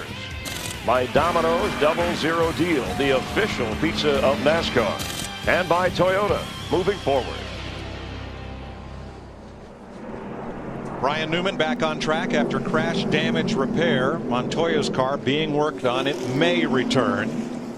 The first 10 cars in line did not pit. Leader Denny Hamlin and other drivers moved up in the running order like McMurray, Rudiman, Biffle, Dale Jr., Regan Smith, David Reagan, Tony Raines, and Reed Sorensen, Sterling Marlin. So the first car that made a stop is David Stremme, who is currently in 11th place. So for sure, everyone from 11th on back can make it on fuel. First through 10th is a little bit of a gamble. There's the distance. Yeah, Rudiman, gosh darn it, Stremme, he couldn't make it. He had to stop, so that worked out great for him. But if any of those top 10 were close, remember, it's about 2 to 1 caution to green. They probably feel like they have the insurance now. From our DLP Ultimate Picture Cam, we're back to green. Now, I'm going to be surprised. We can't stay single file running this high line very much longer, Mike. I don't think. 23 laps to go. Fuel not in question. I think that's going to be the difference right there. Now the guys we're riding can go racing. And Darrell, I am seeing a gang already get together on the bottom side. You see Kevin Harvick, that 29 car, pushing Kurt Busch to the 2. I think the high line deal is pretty much over with for the entire field. Here they go, mixing it up. Yeah, I just believe what was going on there was these cats that were a little close on fuel were just riding along saying, okay, we'll hang here for a while, but I think it's time to go. Look at Tony Stewart flying around the outside with his buddy back there behind him, Jeff Gordon. Dick Berggren. Mike Ford let his driver Denny Hamlin out in the lead. Do you have enough fuel? Are you sure you have enough fuel to make it to the end? Well, the mileage we've gotten all day is right there at it. You know, odds are this hadn't been the last caution, so right now if it stays green, we should be right there, very, very close. Green-white checker would be a little bit of a gamble, but you know, we came here to win. And here at Talladega, second's first loser. I think there's a movie somewhat similar to that. But yeah, we came here to win, and the best place to be is out front. You know, we pit at Daytona and got back in traffic with 50 laps to go and ended up in an accident. And you know, tried not to let that happen again. And the best place to be at Talladega is out front, so that's where we put it, and hopefully that's where we stay. All right, Steve Burns. All right, thank you, Dick. With Frankie crew chief for David Rudiman. David's done a wonderful job. Let's talk about your strategy to the end of this race. Our Toyota Domino's car has been awful good today, and David's done a great job. This is just how good our team really has been. We just haven't gotten the brakes, and we're good to the end on fuel, and we're going to stay in line and see what happens at the very end. Good luck. Thank you. They're in third place behind Hamlin's Chevy and McMurray's Ford. Now, Darrell, everyone decided to go back to the top side. The real loser on that was Kurt Busch in the 2 car. He was left on the bottom side. He's going to go all the way back, almost outside the top 15. That's all it takes. One guy to be the loser, and everybody says, whoa, I don't like the looks of that. So here we are, snaking our way around here. Look, he's all the way back to 24th. It was up there getting close to the lead just about a lap and a half ago. Got 20 laps to go. Riding with Tony Raines, currently in the top 10. That's rookie David Ragan just ahead. Krista? Well, the caution was not good news for the 96. That's because they were confident that they could make it to the end. In fact, they were one of the very few. A lot of guys thought they could. They gave me maybes, a shrug. Not Brandon Thomas. He said, nope, we can make it. So they stayed out. They are one of the cars that did not come in, getting very good fuel mileage, a very good run for the 96. And Krista, remember, we're kind of comparing him to Denny Hamlin in the 11 car. They run engines both from Joe Gibbs Racing, the engine shop there. Jeff Burton came out for 1 lap and then went to pit road and stopped after crash damage repair. They crossed the line with 19 to go. Krista. Excuse me, Steve Burns. Hey, Mike, in our Ford bold move early in this race, Greg Biffle was near the rear of the field. He complained about them having the wrong gear, and he also talked about whether or not to pull the chip, talking about the rev limiter situation. And Darrell, I'm curious, how do they actually pull the chip? Well, it's in the ignition box over there, Steve, and it's very easy to do. It's like changing a fuse in your dash panel. You just reach over and pull that thing out. It's like a fuse, and that bypasses that, and you don't have to worry about it anymore. And the only reason you would run that here is if you miss a shift leaving pit road, but it sounds like to me they have what they feel too low of a gear that the thing really won't get up there and run on the top end of the straightaway in the draft, turning too many RPM. But you see this guy running right here in second spot. You know, I think it's been like the last 4 races here, maybe even 5, that he was leading on the white flag lap and hadn't won one of them yet. And here he is again, right here at the front of the field.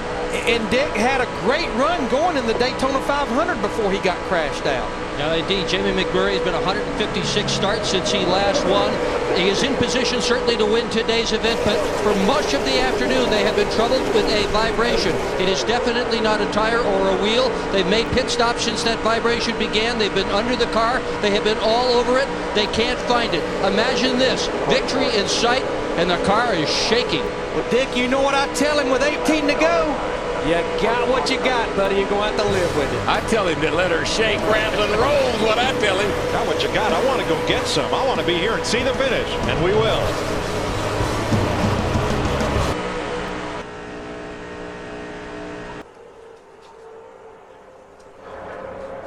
Welcome back to Talladega. 14 laps to go. as they whistle around here at 195 miles an hour, and Denny Hamlin is still in the lead.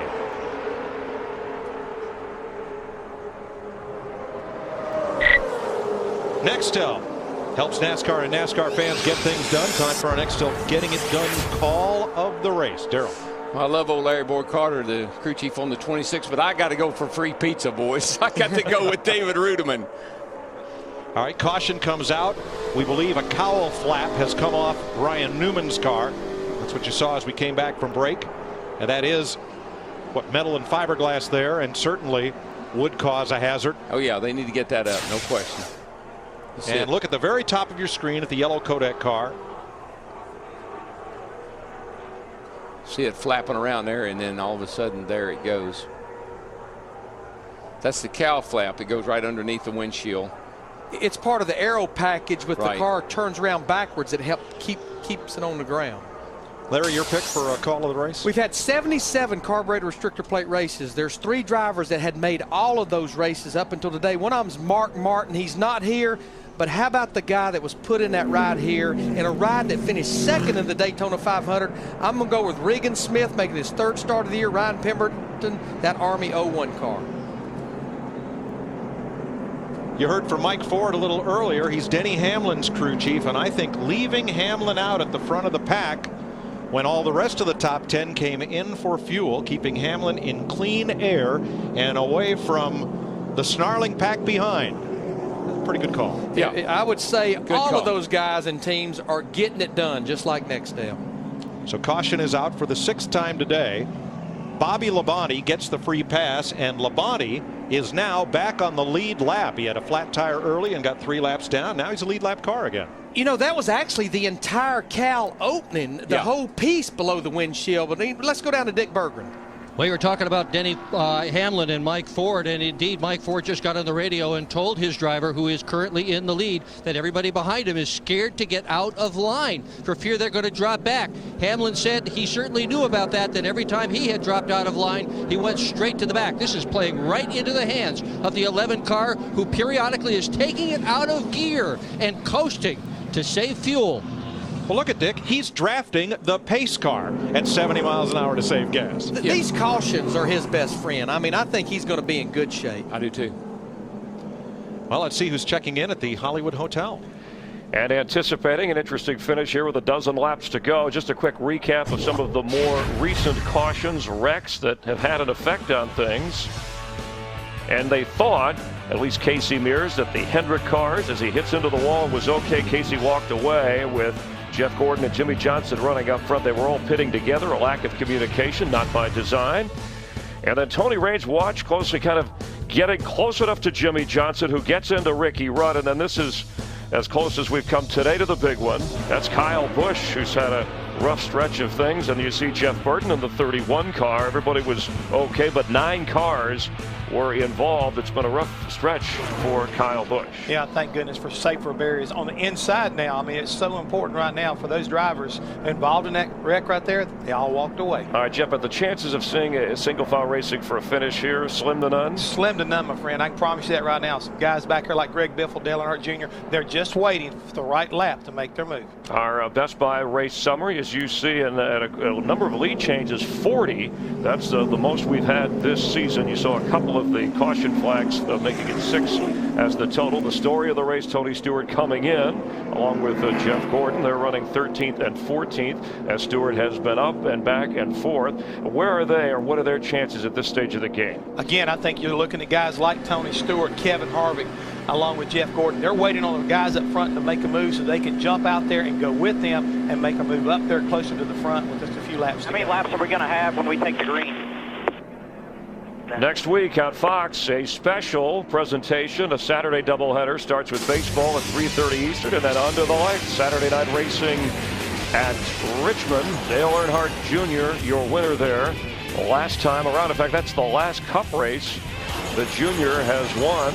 Saturday, you'll see on Speed, and then earlier in the day at 5 Eastern, the race at 7 o'clock Eastern, and we'll all be there to bring the action to you. Now get ready for the finish. Let's go back upstairs. DW, Larry, and Mike. To answer Tony Stewart's question you heard over his in-car radio, they will restart with 10 laps to go. Here's another important number, 19. 19 days to the All-Star race. I think I'm correct about that. I did my math real quickly. And we're going to see 10-lap shootout here. You're going to see a 10-lap shootout there, too. Well, let's see what kind of wisdom David Rudiman is receiving. All right, McMurray and Biffle both want you to keep running the top.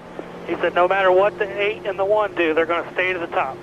All right, we're staying with that 26 and the 16. No matter what. Save fuel, buddy. You know, Darrell, you mentioned the All-Star race. I look at a couple of cars up there in second and third, McMurray in the 26, David Rudiman in the 00. There's several ways to get in the All-Star race. One of those guys could secure it here today. Wonder if they've thought about that. You talk about long shots at Talladega, Darrell, and we read a list of drivers, many of whom have their only win here. A foreign nameplate has not won a NASCAR race since the early 1950s. Rudiman's Toyota could become only the second in all of NASCAR history to do that. And what about Dodge? Reed Sorensen is 9th. David Stremme is 10th. A Dodge has not won here since 1976. Dave Marcus was the driver. So long shots, long odds, but this is Talladega where anything can happen. That's what this place is all about. Well, I keep telling Michael that, you know, one good weekend could change everything. He's talking to, that's Casey Mears talking to Steve Letarte there about what happened on that miscommunication. Mears thought the other Hendrick drivers were pitting with him. It wasn't what happened. Mike, we have 6 in the top 10 that have never been to victory lane in the Nextel Cup race right now. 10 laps to go in the Aaron's 499. It is crunch time at America's fastest speedway. We're under green. This takes so much discipline to hold your position and time it right. You're either going to be a hero or a zero. Hopefully not a double zero. When the first driver up toward the front drops out of line, if someone goes with him immediately to establish a draft, he's got a chance. If not, he'll drop to the back faster than you can talk about it. I think you heard from Denny Hamlin that, you know, he already knows that when you drop to the bottom, you're going to get sacked. That's why he took it to the top, and everybody's been up there with him ever since. The wild card in that pack is the driver who has won 5 of the last dozen here. Dale Earnhardt Jr., driver number 8. Of all those guys up there, you got to believe that he knows what he's going to do no matter what anybody else does. I think the others are going to be reactors. I think he is the actor in the crowd. What we used to call him, the Pied Piper. Yes, sir. If he moves, drivers will follow. As you watch from our Goodyear aerial coverage, Goodyear helping NASCAR drivers get to the finish line for the past 25 years. Goodyear, get there. And that finish line is coming in just 9 laps. And Darrell, we talked about Regan Smith right now in that 01 car, the team that ran second in the Daytona 500. I believe I'm definitely going to tell them, here they go, down to the bottom. You just heard it. And we're off to the races. They'll be coming to 8 to go. You see Jimmy Johnson, the 48, Tony Stewart in the 20, Gordon in the 24. Down to the bottom they go. Now, here's what's going to happen when that 41 car closes that hole up high. They got nowhere to go. What are they going to do then? Jimmy Johnson saw the light. He jumped back to the outside. But there's Tony and Jeff Gordon. I don't know, boys. Backing up. We've got 8 to go, about 7.5 laps to go. We're getting a slight report. David Rudiman in the 00, maybe a little bit of smoke in his cockpit. It doesn't matter. You got to go. Now there's a tight draft on the bottom lane, and they're pushing forward once again. Just a nice soft push. And you see Jimmy Johnson once again. He's trying to get in the right lane here. He was up high, he's down low, waiting for the push. Gotta have the push. And Reed Sorensen in that 41 car, he slammed right down in front of Tony Stewart, that 20 car, sunk up behind that 48 car of Jimmy Johnson. They'll be coming to 7 to go this time. Oh, it's getting pretty now. I like the way it's shaping up. They're triple wide once again, just like they were for the first 350 miles, Dick. Junior had been taking it easy for about the last 20 laps because he was very close on fuel, Mike. I just talked to his car chief, Tony Gibson, who said they should be good to go. And Junior ought to go anytime now. He's on his way. Here comes Here's the Pied Piper. Outside now, outside and inside. This is when you earn your money right here, boys. We're riding with him. That's David Strimmy in the 40 car, giving that little bump draft going off into turn 3. And you see the 11 car has now dropped to the bottom. He sees what's going on behind him. Now he's going to have to start blocking. Through the tri-oval where the finish line is at Daytona. Here, it's a lot further down toward turn 1. The finish line is here. The finish, 6 laps away. McMurray says, okay, enough of this. And he's going to try to make the pass. And does. Jamie McMurray. And he's got help from his teammate, David Reagan, in that 6 car. Here comes Earnhardt Jr. in the 8 car. He'll go to the bottom of the racetrack. They got nothing for the 8 car. I see that coming. He's got it. And Stremme comes all the way up to 4th. Jeff Gordon 5th. Junior gives McMurray a playful bump toward turn 3. I saw Junior when he came from the back of the pack earlier to the front. He's been playing some mind games, boys. But here comes that 24 car. David Strimmy trying to block him down on the bottom side. He can't do it. Here he comes with help from his teammate. Yeah, don't tug on Superman's cape. Jeff Gordon won the pole. He's had a fast car all day, and he's got help. 5 to go. 5. And all McMurray can do is drive out the rearview mirror. That's all he can do leading this race right now. He's got a good race car. I saw that in practice on Thursday or Friday. He had a great car, but I don't think he can hold off that 8 car. Did Jamie McMurray get to the front too soon? I like what he did. He had no choice. He was going to get sacked either way. Oh, Hamlin got a bump. And almost got out of shape. Hamlin was trying to get into the line behind the Jeff Gordon so he could go forward. That outside line is still holding together pretty darn good. We got 29 cars within a second of each other. They'll be coming to 4 to go this time. Smoke, Ruderman. Oh, no. What's happening to David? Remember, we had a report that he had smoke in the cockpit. Tearing up. Let them all come by. He's loaded up. I think I heard rear end tearing up. 2 more coming. All right, you're clear all the way to the bottom. Clear all the way to the bottom. Oh, David. No caution yet. No. Caution wheel wave. This is not what the 11 car wanted to see. Remember, Mike Ford talked about didn't want to see a green-white checker. Just as Jeff Gordon took the lead, caution comes out. Goodness gracious of me. Now, NASCAR has a rule. We're at 4 laps to go. That if we get to the end of the scheduled race distance and we're not under green, we're under caution, they will make one attempt to finish the race under a green-white checker situation. Green flag, white flag next time by, checkered flag. We've called it overtime. We've called it checkers or wreckers. We've got a very uniquely NASCAR name for this way to finish the race. We're going to call it overdrive. Overdrive. I'm with you. Now, is it 24 ahead of the 26?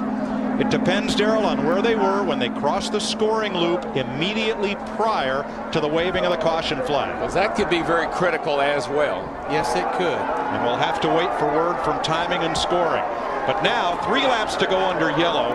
They won't start next time by. They've got to clean up, so we will go into overdrive here at Talladega. But going back to David Ruderman, that 00 car, I know they're disheartened, but you know what? For an organization that has struggled so much this year, Michael Waltrip Racing, they need to walk out of here with their head up. I said earlier, I tell Michael, one good weekend could erase all these things that have happened, and they almost had it. The race leader is the pole sitter, Jeff Gordon. He had taken the lead from Jamie McMurray prior to the caution flag. So Gordon, who is trying to eclipse Dale Earnhardt's place on NASCAR's all-time win list and could do so with a victory today, it would be his 77th. He is the leader, and we will race 2 laps when we get this cleaned up. Here's the list. Richard Petty with 200, David Pearson 105. Bobby Allison, Darrell Waltrip, and Cale Yarborough tightly packed in the low 80s. Earnhardt and Gordon. That's all my heroes. It's all my heroes right there on that one list. Let's show you while we're under caution about how Jeff got win number 76 last Saturday night at Phoenix. The caution had come out for a wreck involving Dave Blaney up in turn number 4. Tony Stewart was the race leader as Jeff Gordon came onto pit road prior to the caution flag, which then happens here. Blaney, the 22, is slowing, trying to get to pit road. He gets tagged and turned. the caution comes out. Gordon is making his way to his pit. From this camera, here's the line he has to cross to stay on the lead lap. Crew chief and spotter decide plenty of time to make the stop, get the 4 tires. See the circle? That's Tony Stewart. Clearly, Gordon got off pit road before Stewart came around to that point. So Gordon stayed on the lead lap.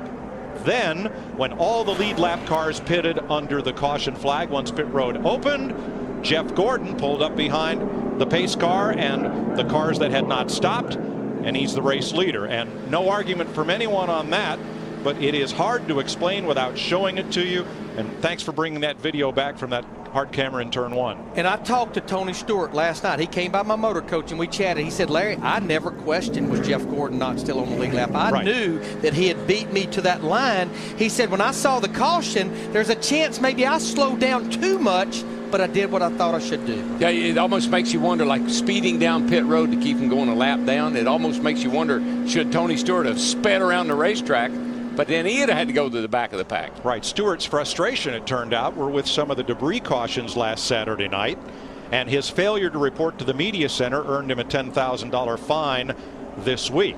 But we talked about the ironies of today's race. One of the ironies was that Stewart paid a penalty for speeding on pit road. How did he get back on the lead lap? A caution for debris. And one of the things, Mike, that I think all of us old school folks can't get in our minds is the start finish line is not really the determining factor. Once the field is frozen, then you can't race back to the start finish line like we did in the old days. So that's why Tony had to slow down. Let's go one step further with about 9 cars that are out there, which would include Denny Hamlin, Jamie McMurray, Greg Biffle, Dale Earnhardt Jr., Regan Smith, David Reagan, Rain, Sorensen, and Marlin. Remember, that's cars that elected to stay out on that last caution. And when you can get in the most trouble is, remember, the fuel pickup that picks this fuel up in the fuel cell in the trunk is in the right rear corner, because as you go through the corner at speed, it slings it over there. 33 degrees of banking right now under caution. Fuel might be running away from that pickup. Cautions can cause you more problems sometimes when you're low on fuel. You can see them right there running around the apron, not getting up on that banking, trying to keep the fuel over to the pickup. So some of those cars may need fuel before this one's over. The green-white checker won't start until the track is cleaned, and then we'll have one chance to finish this race under green in overdrive.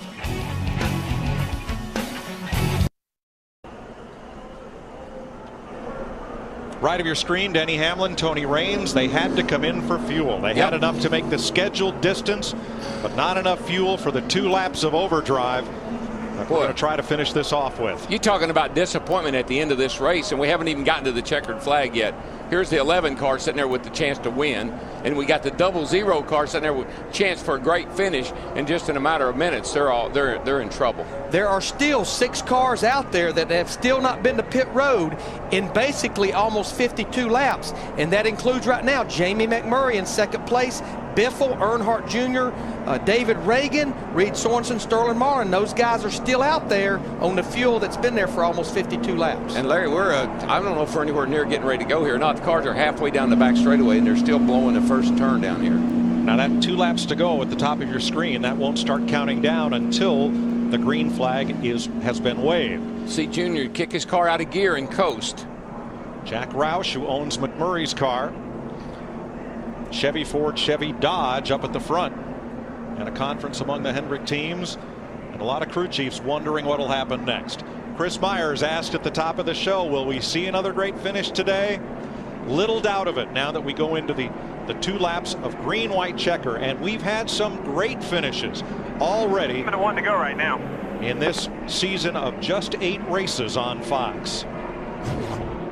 This is it, folks. Holy cow. Checker flag, perfect. He'll slide up in front of him off turn 2, but here comes Stuart back. Oh, Jimmy Johnson wins.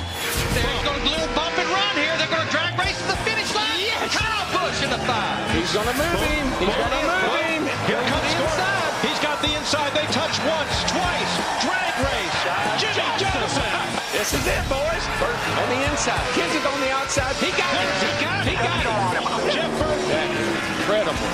Gordon goes to the inside. He's going to take the lead back. Jeff Gordon finally Finally. Oh, yeah. What a season so far. With NASCAR on Fox, remember next Saturday night under the lights, Richmond, Virginia, as the flagman signals 1 to go. He is pointing one finger down. That means they will line up single file for this restart. Lead lap cars to the front. And then they'll wave the green flag. Next time by the white, and finally the checker. Now, if a yellow flag should wave, the field is frozen, the race is over. But instead of reverting to the last loop passed before the caution for the finish of the race, NASCAR will use all available video and other evidence to determine where the cars are at the moment of caution, and that's the end of it in overdrive. Let me tell you a guy that's between a rock and a hard place. That's Jimmie Johnson. He's got Jamie McMurray in between he and his teammate Jeff Gordon. If he pulls out and tries to go with Jamie McMurray, what if McMurray won the race and caused Jeff Gordon not to? So Jimmy's sitting there, he's got a really tough decision to make. I think someone behind him will probably end up making this decision for him. Well, he's got to have some, he's got to think about the big picture racing, as we like to say. Jimmy Elledge decided to bring Reed Sorensen to pit road that time and top him off, and we're getting more bad news for those cars that are still out there. They have waved off the 1 to go, so that's another lap that 4 or 5 of these cars are going to have to run, including Dale Earnhardt Jr. And the problem with that is now you don't want to run out of gas in front of the field. You don't want to run out of gas with somebody inches away from your rear bumper.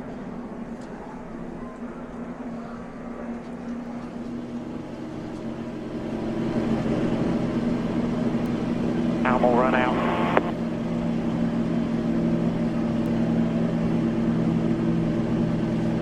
They were going to go green this time by. However, cleanup was still underway, and NASCAR needs to be sure of getting all I of... ain't losing fuel pressure in the corner. Yeah, so should be dropping a pound probably.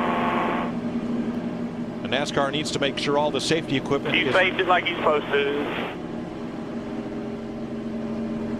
They want to get all that equipment back behind the wall before they wave the green for the restart. So one more lap under caution, Dick Berggren. And Jeff Gordon has been told to conserve fuel even though he had topped off earlier, Mike. The reason being Steve Letarte is afraid that some people are going to run out of fuel, get stuck on the racetrack, and this thing is going to keep going until they get that car off the racetrack. So it may be a while before we see the checkered flag, at least according to Steve Letarte.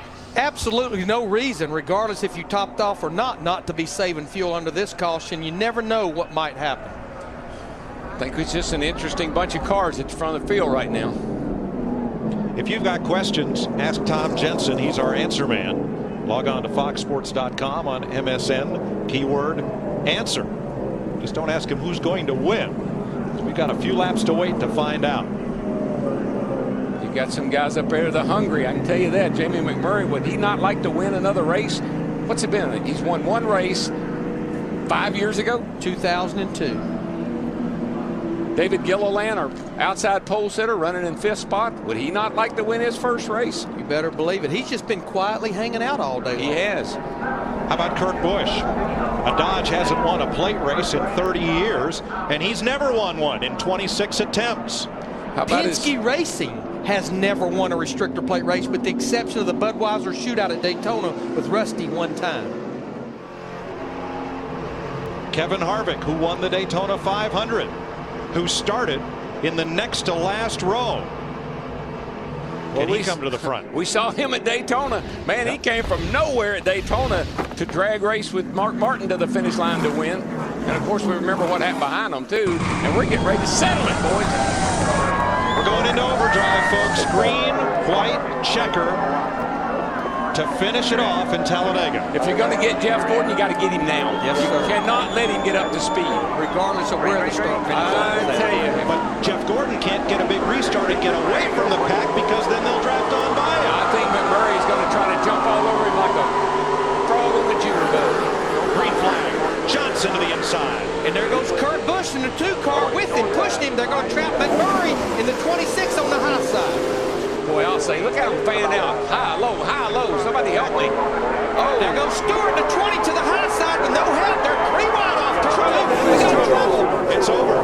There's the caution. There is the caution right there. Only one attempt at this green-white check. And Stewart has crashed. While everyone Armstrong lifted for the caution flag. Tony Stewart ended up in the wall.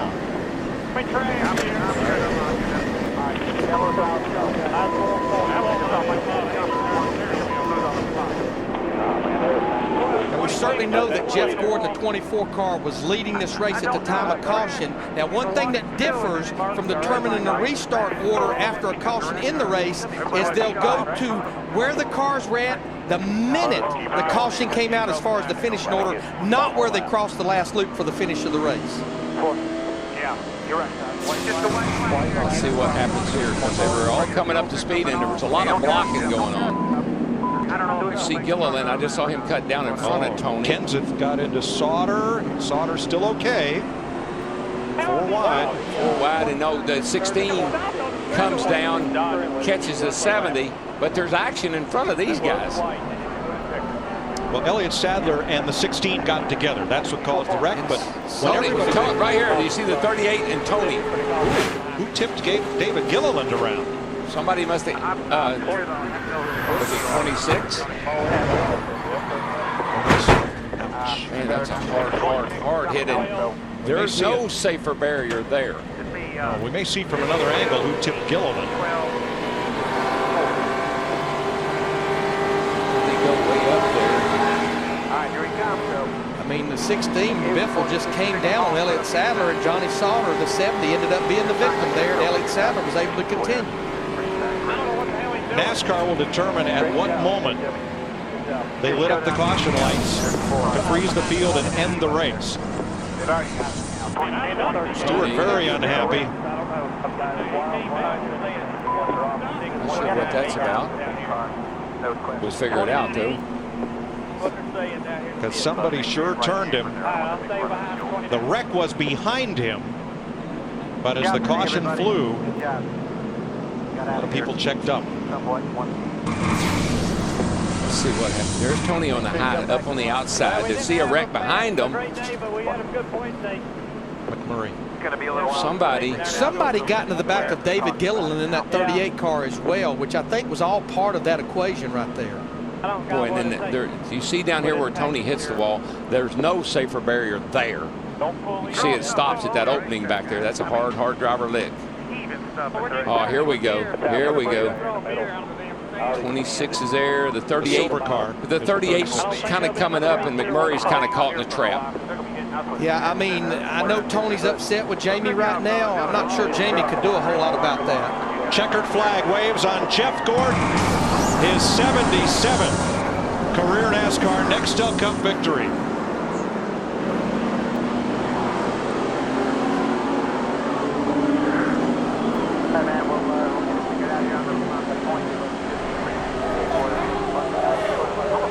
Jimmy Johnson second, Kurt Busch is third unofficially. Jamie McMurray, Dale Earnhardt Jr., Daytona winner Kevin Harvick, Gilliland, Stremme, Newman, and Truex, the top 10. You'll see the unofficial running order across the top of your screen. Well, I guess the fans didn't listen to Junebug because they see a lot of debris flying out on the racetrack.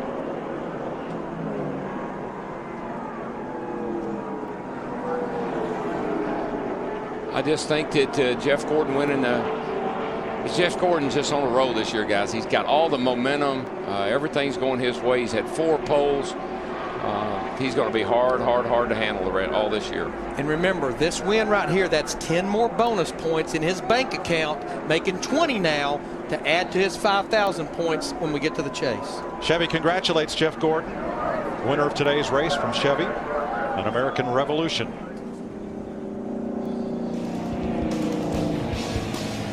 A wild finish in Talladega as Biffle, Sadler crash coming out of turn 2 along with Sauter, and Tony Stewart gets turned to the inside wall.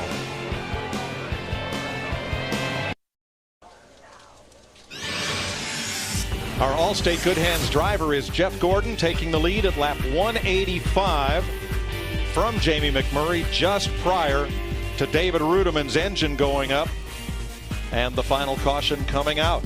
So on behalf of Jeff Gordon, Allstate will donate $1,000 to the Urban Youth Racing School. Allstate, official insurance sponsor of NASCAR. Are you in good hands?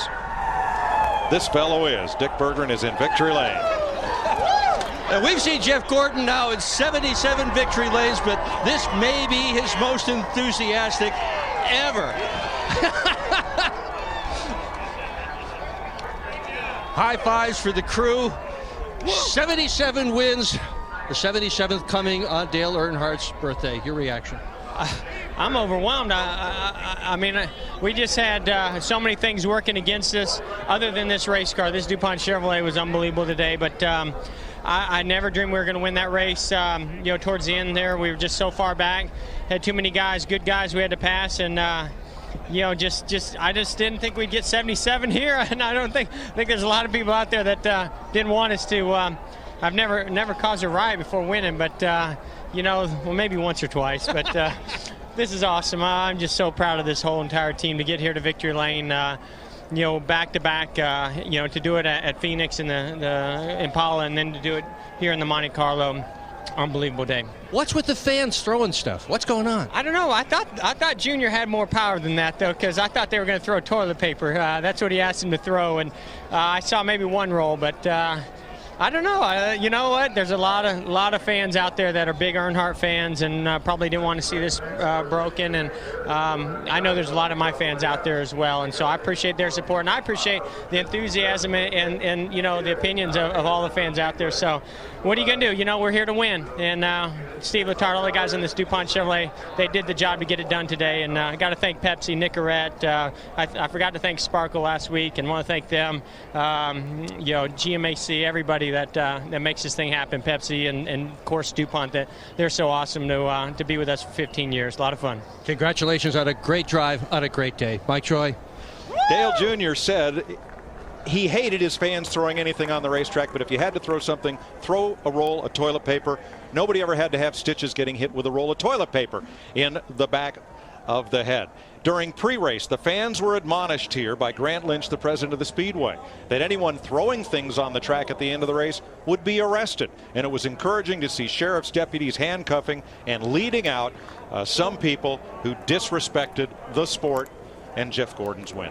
When you're pre-warned and you do it anyway, that's asking for trouble if you ask me. The thing about it, though, we knew if you won this race, you were going to have to beat the Hendrick cars. They end up 1-2. But give a call out the Penske race, and they finished third and ninth. And how about Dale Earnhardt Incorporated on Dale Earnhardt Day? Dale Earnhardt Jr. finishes fifth. Martin Truex Jr., his teammate, finishes 10th. 12 car didn't even have a fender on the right front. Still finished top 10. Or a cow closeout. or some other part, yeah. First win from the pole at Talladega since 1998, and the fourth straight win by Hendrick Motorsports in the spring Talladega race. Krista? She was a nice one. Well, speaking of toilet paper, Jamie McMurray would love to wipe his tears. That's because he could smell that win. A top 5, a great finish, but a lot of finger pointing after some people pushing, some people shoving. Who was pushing who? Well, it was a good day for the Sharp Aquas by QD Ford Fusion. We ran out of gas coming to when I shifted from second to third. The car stumbled real bad, and the 48 got into me, and I lost my momentum. And I was on the outside of the 38, and then the 20 got a huge run on the outside, and the 38 was running me up, and I had a nose in there. And when it's the last lap of the Speedway race, you've worked so hard all day to stay out of trouble and to try to put yourself in the right position. I understand why Tony's mad. I'd be mad if I was in his shoes too. It's just an unfortunate situation, and I hate it for those guys. It's the last lap at Talladega. Matt Yoakum. 5-time Talladega winner Dale Earnhardt Jr. Awesome top 5 finish for you and your team. What you guys have gone through today, but describe the final lap. Well, I was just trying to get in front of who was coming and try to get a push. We didn't have that good a car to get up there and lead a whole lot, and we struggled to run up front, and I was just lucky to be up there when we were. We stretched it on fuel mileage, and a lot of guys like Denny and them guys ran out, but we stretched it and saved as much as we could. We're able to get a top 5. I'm not sure if that's exactly where we finished. I think it's unofficial, but wherever we finished, that was a good finish for us, and we'll take the points. I wanted to win, but I couldn't hold them off. It was just too fast. Thanks, Dale. Thank you. Steve Burns. Matt, we've caught up with Tony Stewart, and Tony, I know you want to take a look at the replay on our monitor. What was your perspective having not seen it yet? We just got crashed. We had the 26 just inside of us, and I think the 38 inside of him. So I really want to see the replay before I really say anything, though. All right. I don't know if we here we go. Here's a replay, Tony. Take a look. Well, we get Rex behind us too, but that's part of it that gets us in the wall, and then we get hit a second time, and we'll see who. You know, we've already crashed here, you know. Yeah, that's the aftermath. That's already after car got up into the side of you. And then the 38 car just plows us for no reason. So I guess he's still mad for the Busch race yesterday, but you know, no talent there, I guess. Take a look at the in-car, Tony. Yeah, just like I saw it. I mean, get hit and get pushed in the wall. But, you know, we're done wrecking right there, and then all of a sudden we get jacked up by the 38 car for no reason. There was absolutely no reason for that to happen. So he's just taking it out on us for yesterday when he turned down across the nose. So, yeah. Lucked into his cup ride, but I don't know. We'll see. Thanks for your patience. See you next week. Thanks, guys. Burns and Tony Stewart, who had been a story all week after not talking in Phoenix, and then when he did talk, said some things about the way NASCAR was officiating, and they quickly worked that out. In fact, he benefited from a debris caution earlier in the race. Jeff Hammond, Chris Myers here at the Hollywood Hotel. Another great finish. You know, this isn't wrestling. You can't script these kinds of things, right? Oh, no, you can't. I told you this place was, number one, dangerous, and number two, evil. If you don't believe me, right there at the end, it shows it all. All right, Darrell Waltrip pointed out at the time we had that last caution. I mean, Tony Stewart was back with Jeff Gordon. They made up some ground. So how, in a nutshell here, how did Jeff Gordon, and again, Hendrick Motorsports dominating here, and Jeff Gordon, where did he win this race? Right between his ears. Jeff Gordon is a smart race car driver. Experience comes into play, and you can say whatever you want to. He learned a lot from the great Dale Earnhardt. From racing against him and losing to him several times, he knew when to make the move, and he made the right way. He kept fighting that bottom, and he made the pass. And Jeff Gordon, as we check the unofficial results, telling me that also handling boos and fans who were angry or upset with him. He said Dale Earnhardt told him, hey, it's better to have them passionate one way or the other. They're not saying anything when you're out there. At least they know you're there. That's the problem. Well, we know the drive for 5. Jeff Gordon with 4 Nextel championships, or actually I should say NASCAR championships, wants a Nextel Cup. And so far, through 9 races, he's done a pretty good job of got establishing about a little over 200-point lead, by the way we calculated it up earlier, that he's looking strong early on. And if they keep this momentum going, he and Steve Letarte communicating, he's going to be hard to beat. And Jeff Burton, who came in up there in points, suffering in one of the crashes, unable to finish, as you see the way things rounded out. Next Saturday, a unique doubleheader on Fox, our Fox Saturday Baseball Game of the Week, 3:30 Eastern, 12:30 Pacific. You'll see the Yankees in action. You'll see the White Sox. Some will see the Giants and the Phillies. A couple of home run hitters there, and of course Barry Bonds chasing the all-time mark. You got to remember also, next week we'll be back with a COT car at Richmond, and Jeff Gordon has never been beat, basically out of the top 5 in the COT race. On Dale Earnhardt's birthday, would have been his 56th birthday. Dale Earnhardt Jr. giving it a run. His last win, by the way, at Richmond. It's been 35 races since Jr. has pulled into victory lane, and you check the points. So Burton stays at second despite a rough hit today. Tony Stewart